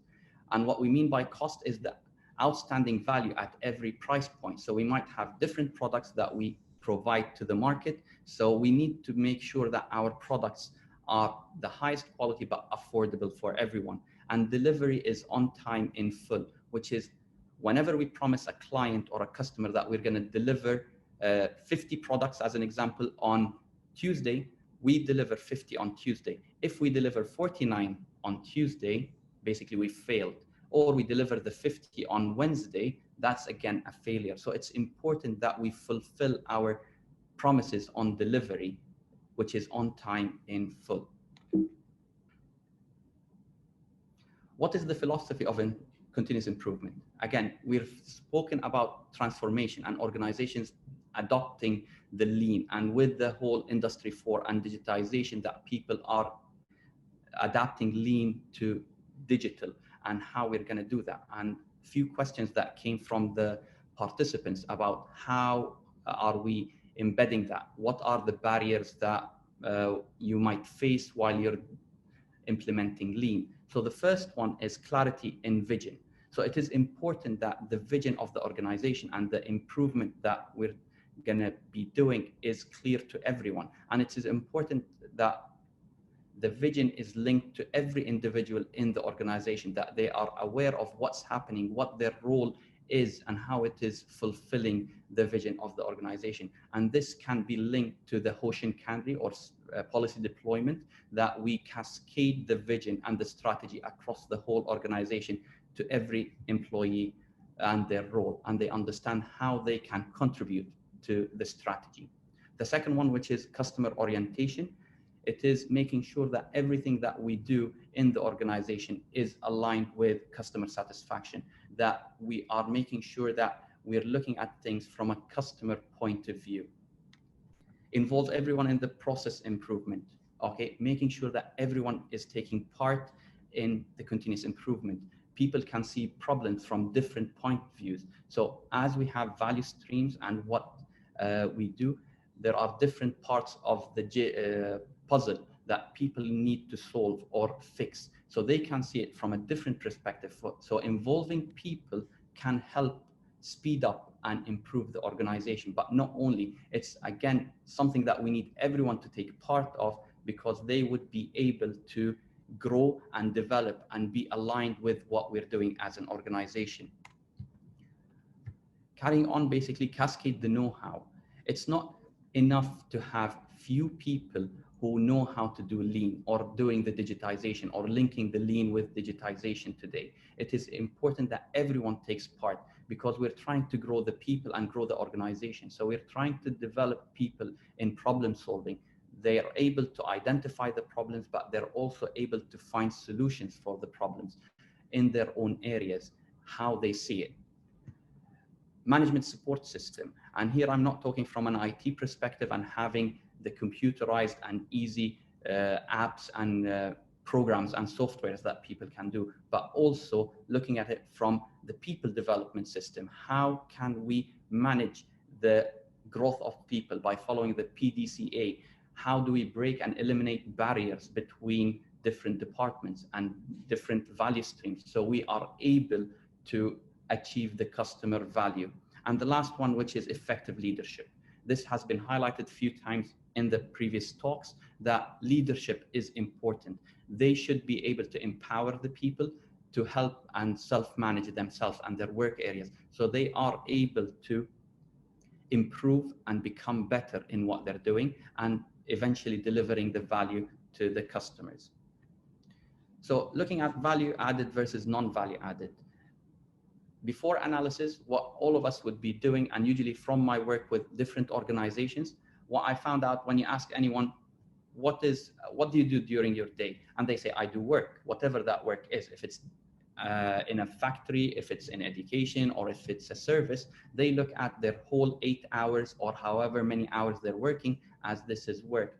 But with the lean, we divide the work into 3 different elements. The first one, which is value added, any work that changes the nature, shape, or characteristics of the product or service in line with customer requirements.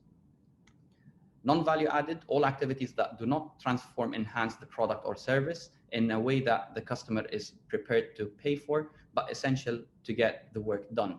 And the last one, which is waste, all activities that do not transform, enhance the product or service in a way that the customer is prepared to pay for and can be eliminated. I've just briefly read this through, because if people are from the lean world and understand what they are, so just a reminder of what the categorization of all the activities that we do in the workplace, as they fall in one of these 3 categories. But the important thing is, what are we going to do once we identify these things? And this is what we need to do. And it's, as I read it, from right to left, but how we act on it is from left to right, which is waste is important to eliminate. So I need to start in my organization by identifying the waste and eliminating it. Once I've managed to eliminate as much as possible waste, then I need to look at non-value added and try to minimize the non-value added, and eventually look at the maximizing of the value added. The traditional way of how organizations have been looking at this is trying to look at the value add and try to maximize it without focusing on the other 2 elements. But here it's important that we look at the waste as a starting point. Waleed, we have a question from Anil. He says, in the current circumstances, can we say that going digital is the best way to go lean? In other words, does it ensure that going digital can contribute to ironing out the wastages? This is a very interesting question because a lot of people might think that digitization and moving into digital would automatically eliminate waste. But I would say Christopher and Bruno, from their experience and also what I've seen, before we go into digitization, there is a lot of analysis and a lot of work that goes behind the scenes by looking at the value of what we do in the organization to be able to convert basically that into a digital application or a software that can help smooth and speed up our process. So there is a lot of thought of lean that goes in the back office to make sure that, let's say, the interface of the customer with the organization and increasing the value is as much as possible for the organization. So it's not about only let's convert into producing a new app, becoming a digital, let's say, banking or a digital education institute. It's about understanding what is the value, what is the service that you're providing, analyzing it, and then from there identifying how can I optimize that by integrating the digital world in what I'm providing. So it's not just a direct conversion of, yes, me doing an application that would help me to be able to become eliminate waste. No, you would need to understand the core values and the core tools of what is the lean, the philosophy, the lean thinking to be able to do that. And this is part of why, let's say, the first part of this session is going into the basics of, let's say, which most of us remember, but it's important that we remind ourselves always about the basics of the lean, because sometimes we can forget about it and get hooked up on what is the latest application, what is the tool, how do we do it. And the successful people who have provided or issued new services or products make it seem that it's easy and it's straightforward, but in reality, they've managed to do a lot of work to be able to come up with that product or service to the customers. Yes, just to add to that, I think that it really needs to be emphasized that you have to start with the basics first. And the most fundamental thing is to eliminate the waste, which of course means you have to take a step back and spend significant time and effort to identify what those wastes are before you can eliminate them. And value stream mapping is a very key tool in doing that. As long as and you'll be successful as long as you have a good understanding of the difference between waste, non-value added, and value added. So thank you, Waleed. Let's continue. So very briefly, again, a quick reminder. Thank you, Deborah, for the, let's say, comment, because that links exactly with the next slide that I have, which are what are the 7 wastes. So again, for us to be able to convert into digital, and I'm not going to stay long on here, but just a quick reminder that we have 7 types of waste, which is overproduction, inventory, transportation, idle time or waiting, processing, which is overprocessing, operator motion, and bad quality. It is important that we understand the 7 wastes so we are able to identify where is the waste in our value stream and how we are able to improve it in our organization. So moving into the value stream mapping. So as a starting point, I can be an individual and I have my own process. So this process can be part of basically several activities that I'm carrying out to be able to complete a task or a job. But this is not on its own. Basically, it's part of a bigger area or department value stream. And there is a supplier to me and a customer that I pass on. So I'm part of a department or an area value stream. And then we need to look at it from the whole enterprise value stream. And this is part of the value stream mapping, where we traditionally look at it from beginning to end. And it's a sequence of activities required to design, produce, or provide a specific good or service. So The value stream mapping is looking at the whole enterprise activities and identifying all the value and non-value added activities in the organization that we carry out to provide the service that or the product that we're providing to the customers. And this is important to understand that it's part of several departments or several areas, and then it's broken down into the process. So we need to look at the whole organization to be able to identify the value for the customer. What flows through the value stream?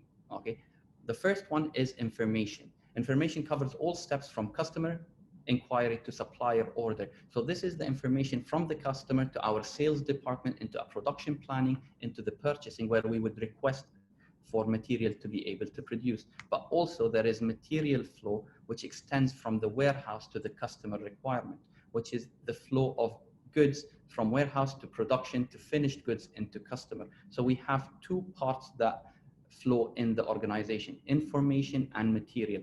And part of the value stream mapping, we map both flows, the information and the material flow. Flow management focus end-to-end planning of material and information flows from the supplier to the customer. So this is something that we need to keep in mind, that we have the material and information that goes from one end to the other and then goes again from that part, which is the supplier, into the customer. Why do we need value stream mapping? What is the importance of doing this? It provides a system level view. So basically it looks at it from a bigger picture. So we look at the whole organization, we take a snapshot to understand what's happening, how we're carrying out everything, and where are the problems and the bottlenecks. Makes processes and problems visible. So we understand how the process is and where are the problems, and as I said, the bottlenecks. And it's not only for, let's say, the management, but for everyone in the organization, that they become aware of what's happening and how things are happening. Establish common leadership objectives. So once we've drawn the value stream map, it is important that it becomes clear where the problems, so we can set our priorities on what we're going to do, how we're going to do it, and what we're going to tackle to improve our processes. Identifies the current operating philosophy. So this is key important element, because what happens is we have different, let's say, cultures and different ways on how we do it, and we have a philosophy on how we carry out work. So drawing the value stream map brings these things out, and basically we start to understand, are we a batch system? How we deal with problems? How do we deal with long lead times, or how do we deal with long changeover times? So these are philosophies that we have engraved in our organization. So by drawing the value stream map, it becomes very clear. Creates a baseline to measure improvements against. So this becomes the datum of the organization, and from there we're able to improve the organization and measure how we're getting better. And the last one is define a vision of the future process. So by drawing the value stream map, we become clear on where we want to go and what we can do to improve. Is there any questions, Deborah? There is. Actually, Anil has asked the question, in the current circumstances, can we say that going digital is the best way to go lean? In other words, does it ensure that going digital can contribute to ironing out wastages? This is, again, my answer would be yes, going digital can help to iron out the waste, but first you need to identify what is the waste in the organization, okay? So digital might be linked in a lot of people's minds as, okay, let's get rid of the cost of human beings, the errors that they can do, and basically speed up the process. But without being able to understand let's say the waste of the organization and what is happening, implementing digital on its own would not help. And also it's important, Christopher highlighted an important point, which is about the culture, let's say the maturity level of organizations. And this is quite interesting because this links to that maturity level. I might have visibility or I might be collecting data, but I'm not understanding. So moving on the maturity, it's not about how much technology you have implemented in the organization. because that can also create a lot of waste by having frustrated customers waiting online, not being able to achieve, let's say, receive the service or the value they're looking for. So this is important to, again, going back, understanding why do we need to do the digital? Yes, it can help by, let's say, smoothing the organization value and eliminating waste, but only when you understand what you want to achieve. And this goes, again, if I can add to what Bruno had said, related to the question that lean will always be there, because when you're thinking on how can I become better, how can I improve, it's always looking at where is the bottlenecks, where are the problems, where is the dissatisfaction with the customers, and how can I make it better? And by making it better, you're eliminating waste or problems that the organization or the customers are seeing. So these are a few symbols about the value stream map that we're going to be using right now, which is the process box, supplier and customer, data box, and inventory. And few of these, which most of you would be familiar with. I'm not going to cover, stay long on this. So how do we carry out a value stream map? So the way we carry out a value stream map is through 7 steps. The first step is prepare and select one value stream. So I need to understand what I'm going to be drawing and what value stream I'm going to cover. If we remember the slide that Christopher highlighted, he had multiple value streams. So the first step, you need to understand which value stream are you planning to draw or to map to be able to improve. Once I've identified what is the value stream that I'm going to map, I need to identify what data I need to gather and go physically onto the shop floor or wherever the work is happening and collect that information that I'm looking to draw the value stream map for. Once I've done these 2 steps, the next step is develop the current state, which is mapping the value stream and creating the current state map. After I've done the current state map, you need to think of what sort of improvement and how can I improve the value stream map, and basically draw the future state map. And the future state map would involve, again, answering the question that Anil had, would identify how can I improve it, how can I do it in a better way, and then move it forward. And this can basically look into the digitalization, or how do I get the industry 4.0 and the AI into my organization by optimizing the data collection and how to smooth out the processes. Once you've done all this, this is all, let's say, the prep work, which is analyzing and identifying by paper and sitting and brainstorming what and how we can do and prioritizing, let's say, the projects that we're going to work. Step number 5 is physically going out onto the workplace and implementing these projects or these improvements that we've identified. And basically writing an action plan where people can know what's happening and who needs to carry out what and what is our project's priorities. Step 6 is executing the plan. Sorry, basically I mixed them up. Step 6 is executing the plan, which is carrying out the activities. And once it's important, as always, PDCA in the lean world and the continuous improvement, once we've executed the plan, we need to conduct a value stream review by mapping the future state to identify, have we achieved what we wanted? How does the future state looks? And what sort of issues and problems we have? These 7 steps do have a lot of information and a lot of work that needs to go into them. But what we're going to be covering today in the short time that we have is I'm going to take you through an activity of step number 3, which is developing a current state. So we would have basically gathered the information about the value stream map, and we're going to draw that. But before doing that, let's look at common pitfalls in the value stream map. What happens? From experience, not having a clear scope. So a lot of times when we have problems with value stream maps, or a lot of the time I've heard people say that value stream maps do not work. I do not see why, what's the value of it? Why do people talk highly about it? Because usually they've had one of these problems that I'm going to be explaining right now, and they haven't experienced it or utilized the tool in the right way.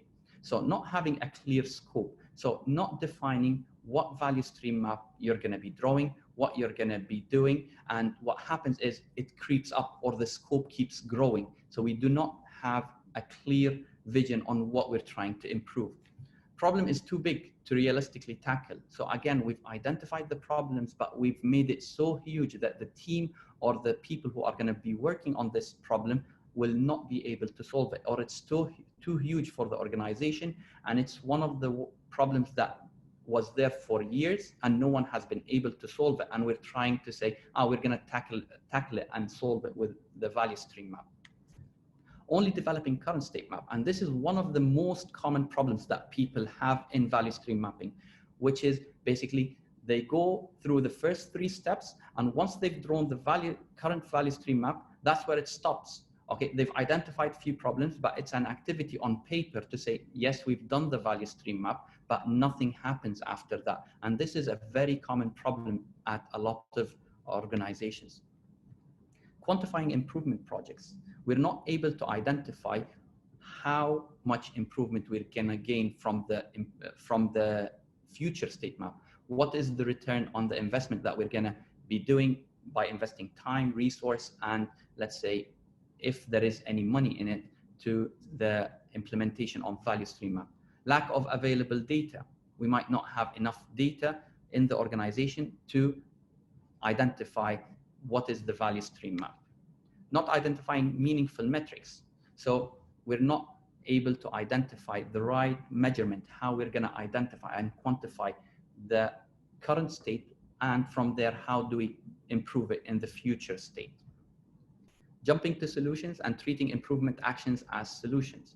So the traditional way on how we solve issues, out of experience, out of knowledge, basically we just turn around and say, I know how to do it. So we just throw solutions without thinking them through or identifying, following the PDCA, or putting a structure on how to define the problem and what's the best way to reach the root cause or the solution that we're looking for. And the last one is running out of steam and not completing improvement actions. Again, this goes back to the value stream map is not a tool that we can use over a week, or will be like a Kaizen burst where it's a small project that we're going to achieve in a very short time frame. This is a very long-term project that can take months, if not a year or a couple of years, to be able to complete the full value stream map on the transformation, because this would be considered a transformation in some organization or sometimes. So it's important that we look at the value stream map and have the stamina and understand the size of the work, the resources, and how much time we need to invest, and give the support to the teams to carry out the work. So this last point is important, that the value stream map is not something that is going to happen and by drawing it within a week or a month that we're going to see results out of it. So let's jump into how do we draw a current state map. And here I have an example that I'm gonna walk you through. How do we draw a value stream map? So we are an organization, a factory, and we have a customer, and our customer is called BTK Enterprise. They send us a weekly demand to our MRP system, and they request 3,000 pieces of products. And that is split into 2 types of products, 1,400 pieces of a circular shape and 1,600 pieces as a square shape. They require from us a daily shipment. So they request every day that we ship to them the demand that they request. They also send us few information, which is 30, 60, 90-day forecast by email. So we have a forecast over these periods. And also they send us the confirmation of the daily requirement that they need from us in the organization. Also, we have our supplier, which is Great Steel Co. We send them a 4-week forecast of how much material we need in our organization to be able to produce the demand or carry out our production. We also send a weekly email with the raw material requirements that we have from them. The Great Steel Co shipment ships us once a week on a Thursday, 400 sheets for us to be able. So we get one shipment per week. And also internally, how do we communicate? We have a weekly schedule sent to each process, but also we have a daily schedule sent to the shipment. So this information, again, as I said to you, with the time that we have today, I'm just gonna create the current state map on how do we draw it. So we went out, we asked, and we collected the data and information. So we've defined the scope of the work of the value stream that we want to do. And we went out and we collected the information. So now we're at the stage 3, which is drawing the value stream map. The information flow starts from the right side, moving to the left side. So we start by drawing the customer, which is BTK Enterprise, and we put the data box, which says BTK requires 3,000 pieces a week, and then it shows the split, and they work one shift, which gives us an indication when we need to ship to the customer. Then we have our production control, which is the MRP, where we receive information, and then moving to the left, which is our supplier grade steel code. How do we convert the information that we have on the top now into the map? As you can see, we have by email forecast, the 30, 60, 90-day forecast sent to us in an email, and also a daily order. And you can see the zigzag arrow. This indicates that this is an electronic information that is sent to us from our customer. Moving on, basically, we send information to our supplier. And again, in a similar manner, we have a 4-week forecast and a weekly email that we send to our supplier. And again, the zigzag represents that we have an electronic communication of flow of information to our customer. The last piece in the information flow, or to complete this part, is Great Steel ships once a week on a Thursday. And this on the left, we will have a material movement, which shows that once a week, we have a shipment of 400 pieces of, or 400 sheets. The last two parts of the weekly schedule and the daily schedule, I'm going to show you as we complete the next stage, how we create these arrows of information. So moving on to, before that, does anyone have any questions on how do we create the current state information flow? If you have, please put it in the Q&A so Deborah can, let's say, ask the question. We do have 2 questions, but they are not directly related to value stream mapping. So I have still have them in the queue. I do not see anything new coming up at this time, but I do encourage you to ask your questions. This is a great opportunity to have direct communication with our panelists. Okay. Related to the questions which are not directly related to the value stream map, I would say once we finish the session, if we have some time, Chris can join back again, and basically we can have more general answering at the end once we finish the value stream map session. So moving on, how do we draw the current state for material flow? Here's again the information that we've collected from the shop floor in the factory. I know that we have a lot of people in the audience who come from education or from healthcare, and they might be thinking, how do we relate what we're listening to from a manufacturing perspective into our organization? All what you need to think, what is the product that flows through your organization? Okay, so if you're a healthcare organization, then it's your customer is the same, at the same time is the product that flows. So you need to think, let's say, what are the departments that I have, and how many queues, or what is the waiting list that happens for them to do the activity or the next activity. And on that basis, you would be able to identify that. As I complete, let's say, this example, I'll try to dig a bit more deeper into other examples from different sectors than manufacturing on how can we create the value stream map. So going back to this current state, we've identified internally in our organization the information of the material flow. So we have 3 processes, which is a press, paint and assembly, and we have a shipping department that sends the finished goods to the clients. We work only one shift, and we work 5 days. We have a 5-day week, and we work one shift, and during that shift, we only have a 30-minute lunch break. The information that we've collected from our processes is the cycle time, changeover time, and uptime. And as you can see, without going through the details, these are written and collected from each process.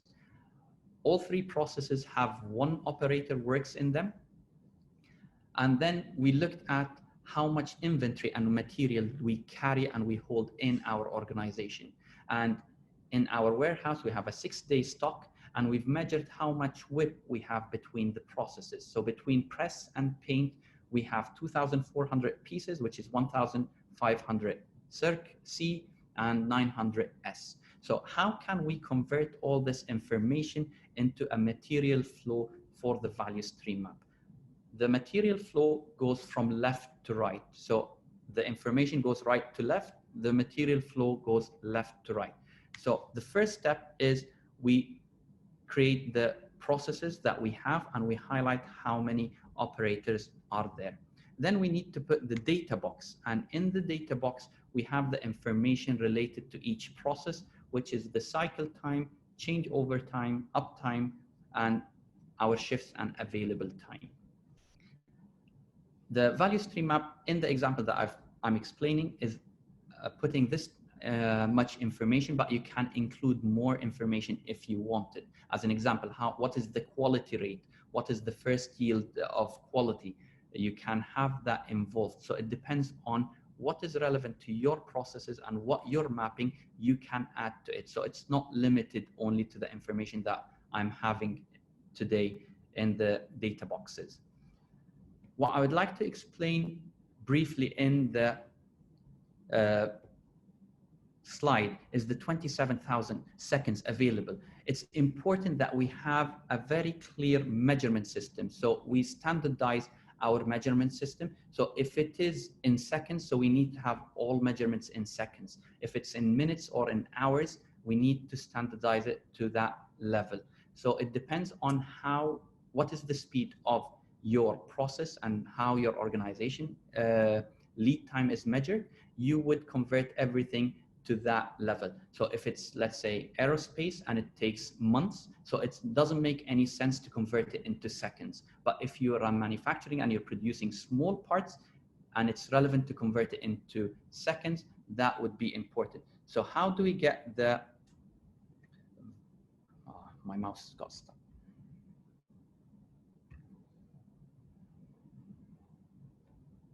So the 27,000 seconds is calculated that we have in our shift 8 hours, and in the 8 hours, we multiply it by 60 minutes by 60 seconds, and that gives us 28,800 seconds. So we convert the 8-hour shift we have into seconds, and then we convert also the 30-minute into seconds, which is 1,800. And once we deduct these two numbers from each other, we end up with the 27,000 seconds as available time. We carry on drawing the value, the data boxes for each process, and the data boxes for each process would have the identical information for all processes. And this is part of the pitfall that I've explained previously, that sometimes some processes might not have the full information. So it's important that we have full information for all processes.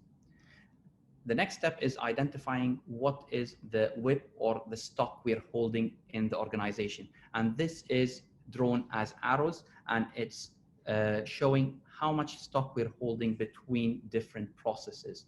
So as you can see, we have 6 days of sheets before press, and then we have the 1,500 and 900 between the press and paint, and so on and so forth. Once we've created the process map, it's important to carry on, which is the calculation to identify the lead time, because the whole target of drawing the value stream map is identifying the lead time of our processes. So we draw what we call the step line, and this step line would convert the information that we have in the material flow into time, so we are able to identify what is our value, what is our lead time. So on the bottom line, we put the value added time, which is the processing time of each process that we have. And on the top line, we convert the stock into lead time and how many days or hours that we have.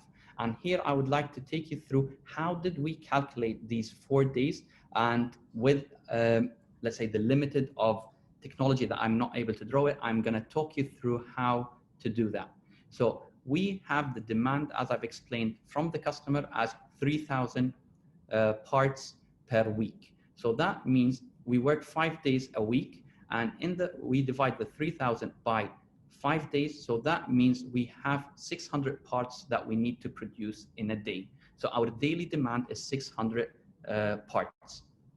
What happens next is we look at how much stock we have in between these two processes. We add them together, and that comes up as 2,400 pieces. We divide that amount by the amount of stock as the demand that we require to produce in a day, and that comes as 4 days. So the 2,400 divided by the 600 gives us 4 days. And this is how we calculate the amount of, let's say we convert that stock into time, so we are able to calculate the lead time. Once we have the whole time, this is the whole idea of identifying the lead time of the processes that we have. We come up with 2 main numbers: production lead time, which is adding all the numbers that we have on the step line, and then how much value added time that we have, which is only the bottom numbers in the timeline. And this shows you how much, let's say, value added to non-value added you have in the organization. So once we have the value stream map of material flow and information flow, this is how the full map would look. On the top, we have the flow of information from right to left, but on the bottom, we have it from left to right, the material. And the last part that I've mentioned that I'm gonna highlight as we move forward is the internal flow of information. The internal flow of information is done manual because it's a straight line, and the straight line shows that it's manual. And we send manual information to each process and to the shipping to give them the information of what needs to be done and how it needs to be done. So once we have the current state map, we need to start to think on how can we improve, what can we do to become better. So we're not going to cover this today, but to give you some examples, we might be thinking of in the organization, we can combine these 2 processes together. So we can have it paint and assembly as a one process and speed up things and be able to eliminate this amount of stock here. Or what we can look at is the changeover time. It's a very huge 2.5 hours changeover. So how can we create a project or create an improvement in this place to reduce the changeover time? So these are few ideas of what we need to do. So once we created the current state map, it's important to think of what can we do to make it lean. And making the value stream lean, here are few things that you need to think of on how we can convert our current state into the future state where it's lean. Everyone in the entire value stream should be aware of the rate of end customer demand. So we need to understand how much we need to produce. And this helps people to stop overproduction, be able to work together to achieve the demand of the customer. It's important to reduce the inventory across the whole organization, because between processes, if we're having a push system, then inventory is too high. Then we look at, it's important to understand what is our takt time and work to takt. And the next 3, which is FIFO, pull system, and one-piece flow, looks at our flow of material, our flow of service across the organization, and how can we create flow in the organization. And the last one is thinking of pitch. What is the pitch that we're gonna work to by identifying the volume that we're gonna do and how often are we gonna be doing it. So with the time limit that we have today, within the next 10 minutes that we have, I'm going to cover 3 of them: the takt, FIFO, and pull system. So takt, explaining the takt, it enables us to calculate the required production rate to meet customer demand. So it tells us how fast or what is the rhythm that we need to work to to be able to achieve the customer demand that we have. And this is calculated by identifying how much production time we have divided by the customer demand. As an example, we have 8 hours shift and we have 800 units demand. We convert it by multiplying 8 by 60 by 60 divided by the 800, we end up with 36 seconds per unit. So for us to achieve this customer demand within the time frame that we have, we need to be able to produce a unit every 36 seconds to meet the customer demand. If we produce it faster than 36 seconds, what happens is we end up with overproduction. And if we're not able to meet the 36 and we're doing it in, let's say, 38, what happens is we will fail in meeting the customer demand. So this tool as TACT, it helps us to identify how fast we need to produce to be able to achieve customer demand. The next one is the FIFO, first in, first out. And this is a very simple tool to control our stock and material in our organization between two processes. And as it says, first in, first out. So we have to consume the products in the same sequence that they've been produced. And the whole idea of how to utilize the FIFO is basically we identify how many units we can hold between two processes. As an example, here we have only 4 products, and basically we only fill the 4 available slots. Once it's filled, what happens, process number 1 will have to stop production till some slots are available. So the FIFO is not about, a lot of people might think that this is only related to first in, first out. So I can produce however many I want, as long as the next process is consuming it in the right sequence that I've produced it. It's not only that. It's important also to identify how much stock you're going to be holding between these two processes. And the last concept that I'm going to be covering is the supermarket concept. And why do we need supermarket? It can be related to the Kanban system, but very high level on how does the supermarket concept works. As an example, we have a press machine, which is producing small parts, but one press machine is supplying 3 different stations. So I have 3 customers to 1 supplier. So, and they all need to be producing at the same time. And this one supplier needs to fulfill the requirements of 3 stations. And also the other thing is the rate of production of this process as a press machine is not the same speed as my customers, the station 1, station 2, station 3. So how can I control the material or the stock between 2 stations? And here it's important the supermarket does that. It becomes like a middleman who controls how material is flowing through the organization. So whenever a station requires products, it would send a signal to the supermarket saying, can you send me X amount of product Y, as an example. Same thing, each of these stations. So the supermarket would send the parts. So information would flow to the supermarket would send parts to the station. But there is, again, a similar concept between the supermarket and the press machine. And that basically, when the trigger point of the supermarket is hit, it will send a production request to the press machine to say, okay, I'm getting low on these products. Can you please send me more products? So that would be a signal for the press machine to produce more and send the parts. So the supermarket works as a middle process between a supplier and a customer to control the material flow between 2 different entities. So when you've drawn the current state, how do I take these concepts into making the value stream lean?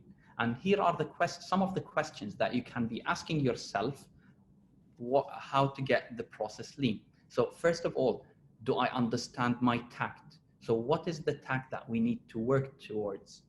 So it's step number 1, understanding the TACT and that we need to work towards. What could account for variation? So again, we need to look at our processes, how the flow is happening, and identify where fluctuation happens and what is the reason of that fluctuation, because that can be an improvement project that can help us to become lean. where can we create continuous flow? And we can use the FIFO, we can use the supermarket, or one-piece flow, or combining the two processes to make it flow in a continuous manner.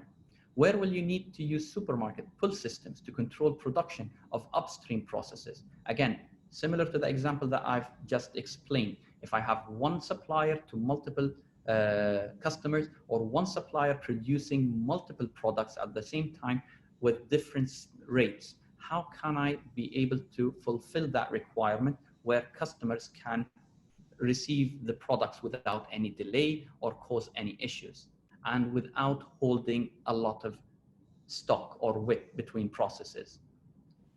At what single point do we initiate work via a schedule? This is another concept that I haven't highlighted today, but it's the pacemaker. Who would receive, as I've shown you, the information flow goes to all processes, but it's important that the information flow needs to go to one point, and then that generates a ripple effect of a pull system to all processes to work to that requirement.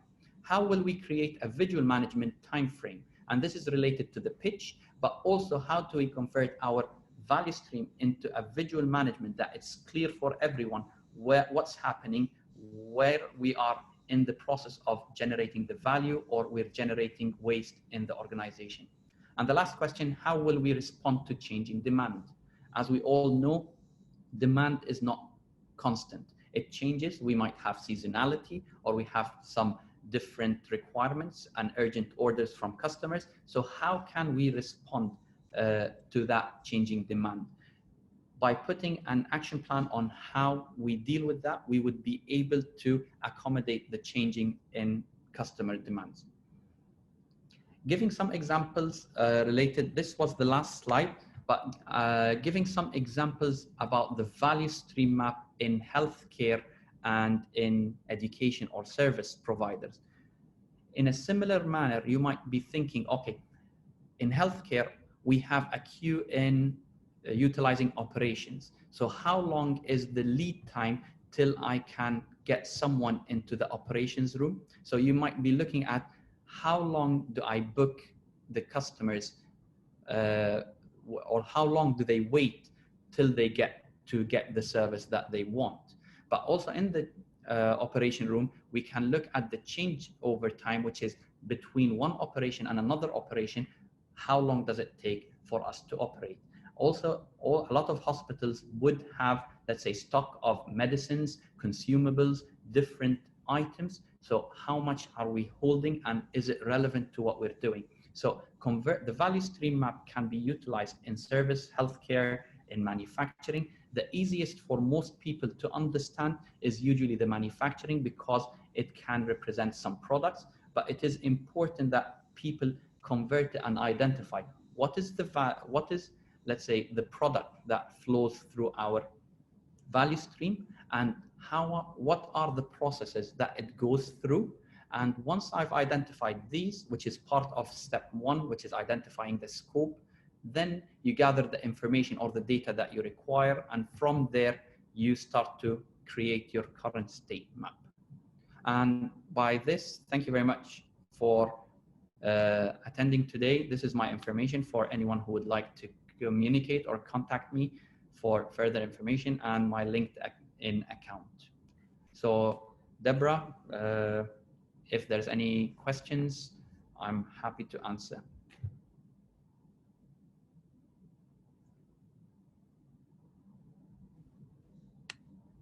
Okay, we are starting to get a flood of questions. Yeah, along the way, I've attempted to answer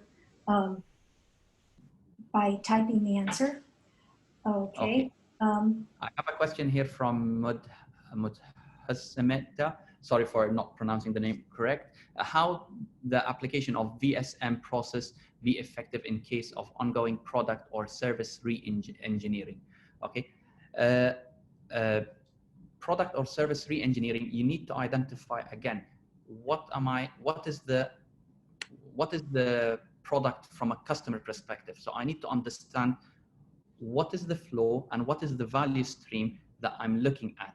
So what is happening? How am I carrying out the work? What am I trying to re-engineer? And what is the processes that we're carrying out? According to that, you would start to, let's say, create the value stream to each process and the activities that you're doing through different departments and different processes. And by doing that, you would be able to identify how can I, let's say, eliminate waste. So when you're doing the re-engineering, you need to think, why are you doing the re-engineering? Where are the problems? What are the bottlenecks? So by creating the value stream map, it becomes easier and much clearer and visual to, let's say, the organization where the problems are, and it can help you with the re-engineering by identifying what needs to be done and how it can be done.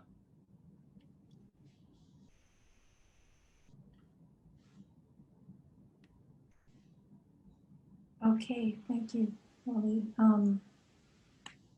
Let's see, here's another one. How can the application of VSM process be effective in case of ongoing product or service re-engineering? No, that's the one I've just answered. Yes, you just answered that, so I put it as done.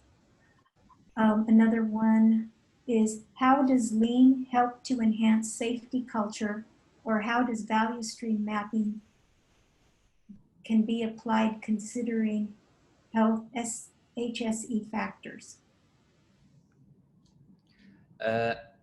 Always in the lean world, whenever we do any change, step number one, we say safety first. So it's no value of doing an improvement if there is a risk or harm to safety in the organization. So a lot of the work that we do in lean is always taking in consideration, although it's not mentioned verbally or physically in the organization, but usually lean takes safety as a top priority. Even when you, let's say, as an example, when you're doing the FEMIA or any other activities, sometimes when the risk is very high, where there is a high probability that someone can get injured, we drop, let's say, the mechanism of prioritization, and that safety issue gets top priority to be solved. And when we're looking at how do we carry out improvements, we are always thinking, how can we do it smarter, not harder? And in smarter, we're trying to reduce the fatigue, the effort, the stress on the people. So that would be considered improving the HSE in the organization. And again, it looks at how heavy the product can be or how much walking or effort people put. So when we're designing any improvement, we're always looking at how do we make it easier to the person who's carrying out the work, but at the same time, deliver it with the highest quality to the customer requirements. Okay, we have another question which has actually been posed in more than one way, and this relates to TAC. In the case of TAC, for the industry with standard products or a standard production process, the customer demand is clear. Whereas for industries with customized products that have highly variable cycle time and variable demand, is the TAC still the best way to manage demand?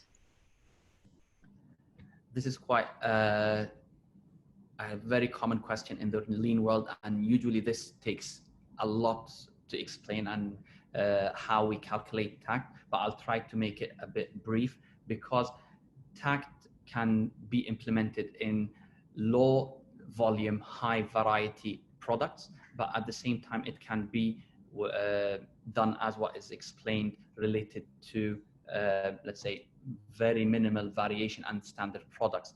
So there is the weighted TAC, so it's a bit more complicated in the way we calculate it, but also when we have different products that can vary in the cycle time and the way things work, we still can identify how we can, what is the speed that we need to work towards to be able to fulfill the customer demand. So here, when we're talking about TAC, let's say with customized products, it's still, you need to identify a way. It might not be as straightforward as the equation that I've shown you, but it's relevant to the industry or the situation. It needs to be measured situation by situation on how we can define it. Because again, you need to identify what is the speed or how fast I need to work to be able to fulfill the customer demand.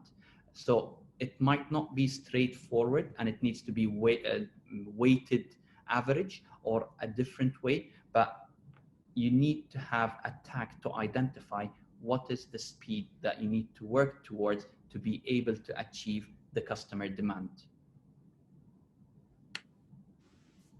Okay, here's another question. This one's from Dan Rep.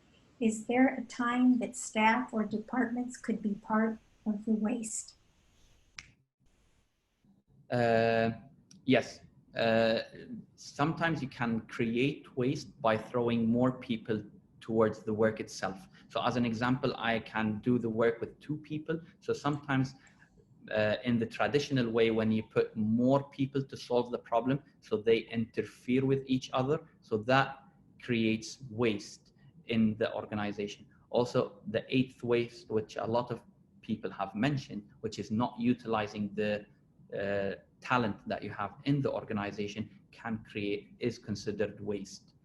So departments and people can be part of the waste, and especially when you look at it from a non-manufacturing perspective in a service environment. Yes, people can have piles of, let's say, emails non-responding, or having one person who has to approve all the work, or have a signature on paperwork and create it. So that person can become waste. So yes, people can be waste, but it depends again on the environment that you're working in. Okay, one more question, which is related to supermarket. How can we use a supermarket for customized products as being customized? We can build supermart stock.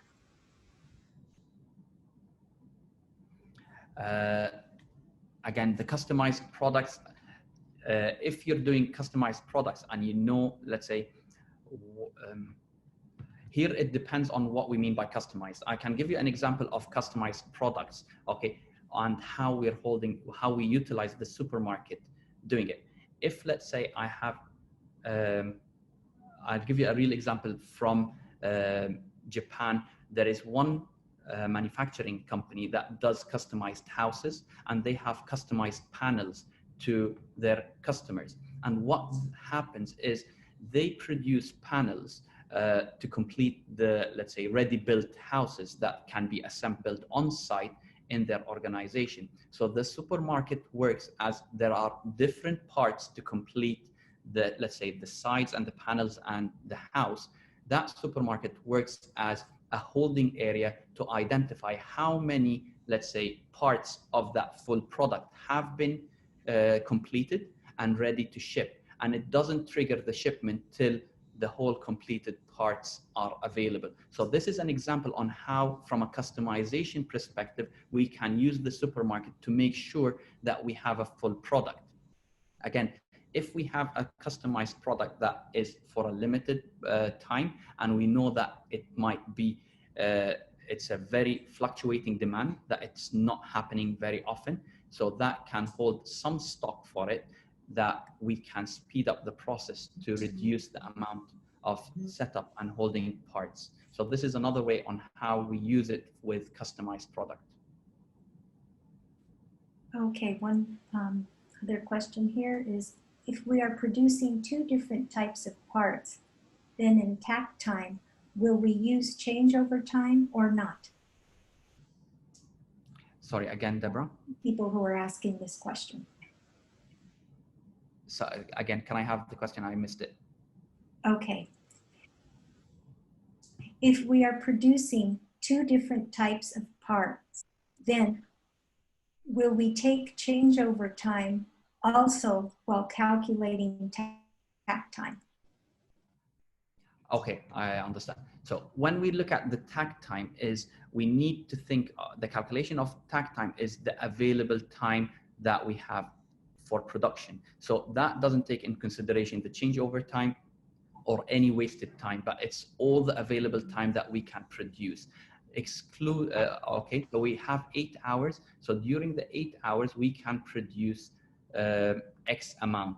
So we need to meet that without considering the changeover. So you do not calculate the changeover. Let's say you do not calculate tact eliminating changeover or any of the waste. And this is one of the problems that I've personally experienced with a lot of people, that sometimes we try to say changeover is happening. This is reality of the work that we are doing. So we are going to live with it. So we'll take it for a fact. And the argument is changeover is waste. And the reason we have to highlight it as it's a non-planned downtime and it is a waste, because there is a potential to be able to reduce it. So if we accept it, that it's part of our reality, we're never going to try to improve it. So tact time should be without considering the changeover time. And this is important because it's a waste. And we can look at Toyota and a lot of examples around us that we reduced it from 4 hours to 2 minutes or 3 minutes. And today we have the one-touch changeover, which is like switching a bulb or a light, which is with a one press, we have a changeover. So it is important to consider everything as available time, and changeover is a waste that has to be highlighted to be able to improve it. Okay, we have one more question, which I am going to be directing to Christopher. And of course, Waleed, if you'd like to join in, this is more of a general question as it relates to the relationship between lean digital, standard lean, as well as how all of this relates to Industry 4.0. Okay. Well, so Waleed, thank you for your presentation. I think we can connect a little with that also on this question. So Deborah, about how we understand the original question, let me just go back to it. Describe the reaction between lean, digital transformation, and Industry 4.0.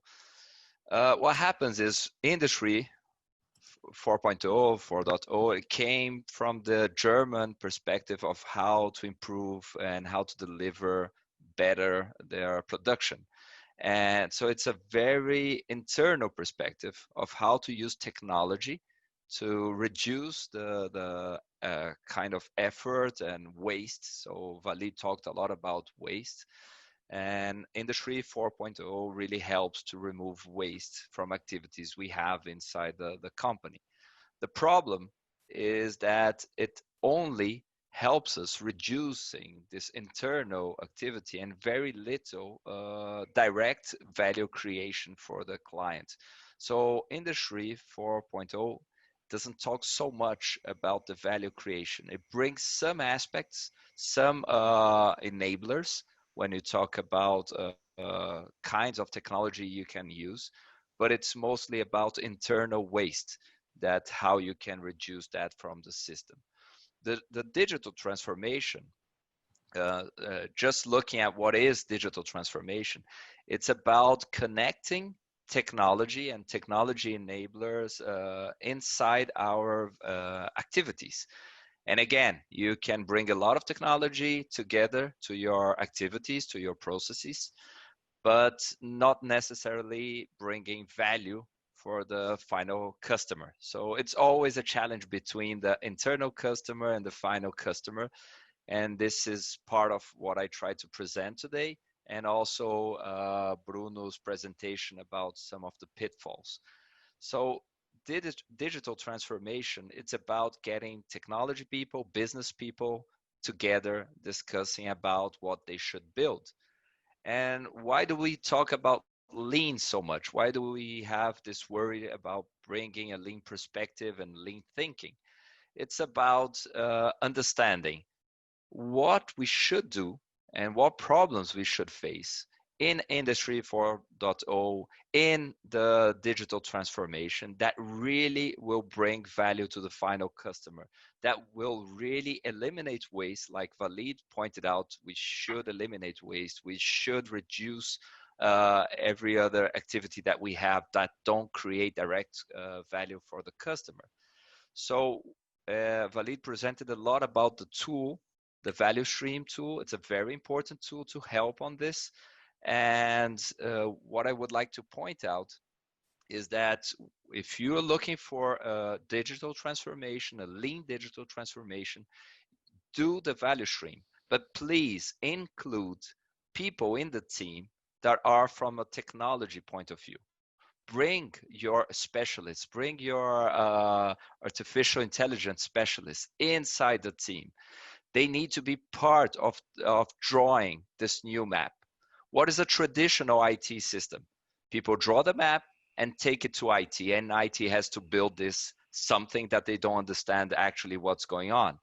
What is the digital point of view, a lean digital point of view? Is building the map together, is making them work as a team. So this is one of the most important things about value stream mapping, about all these questions.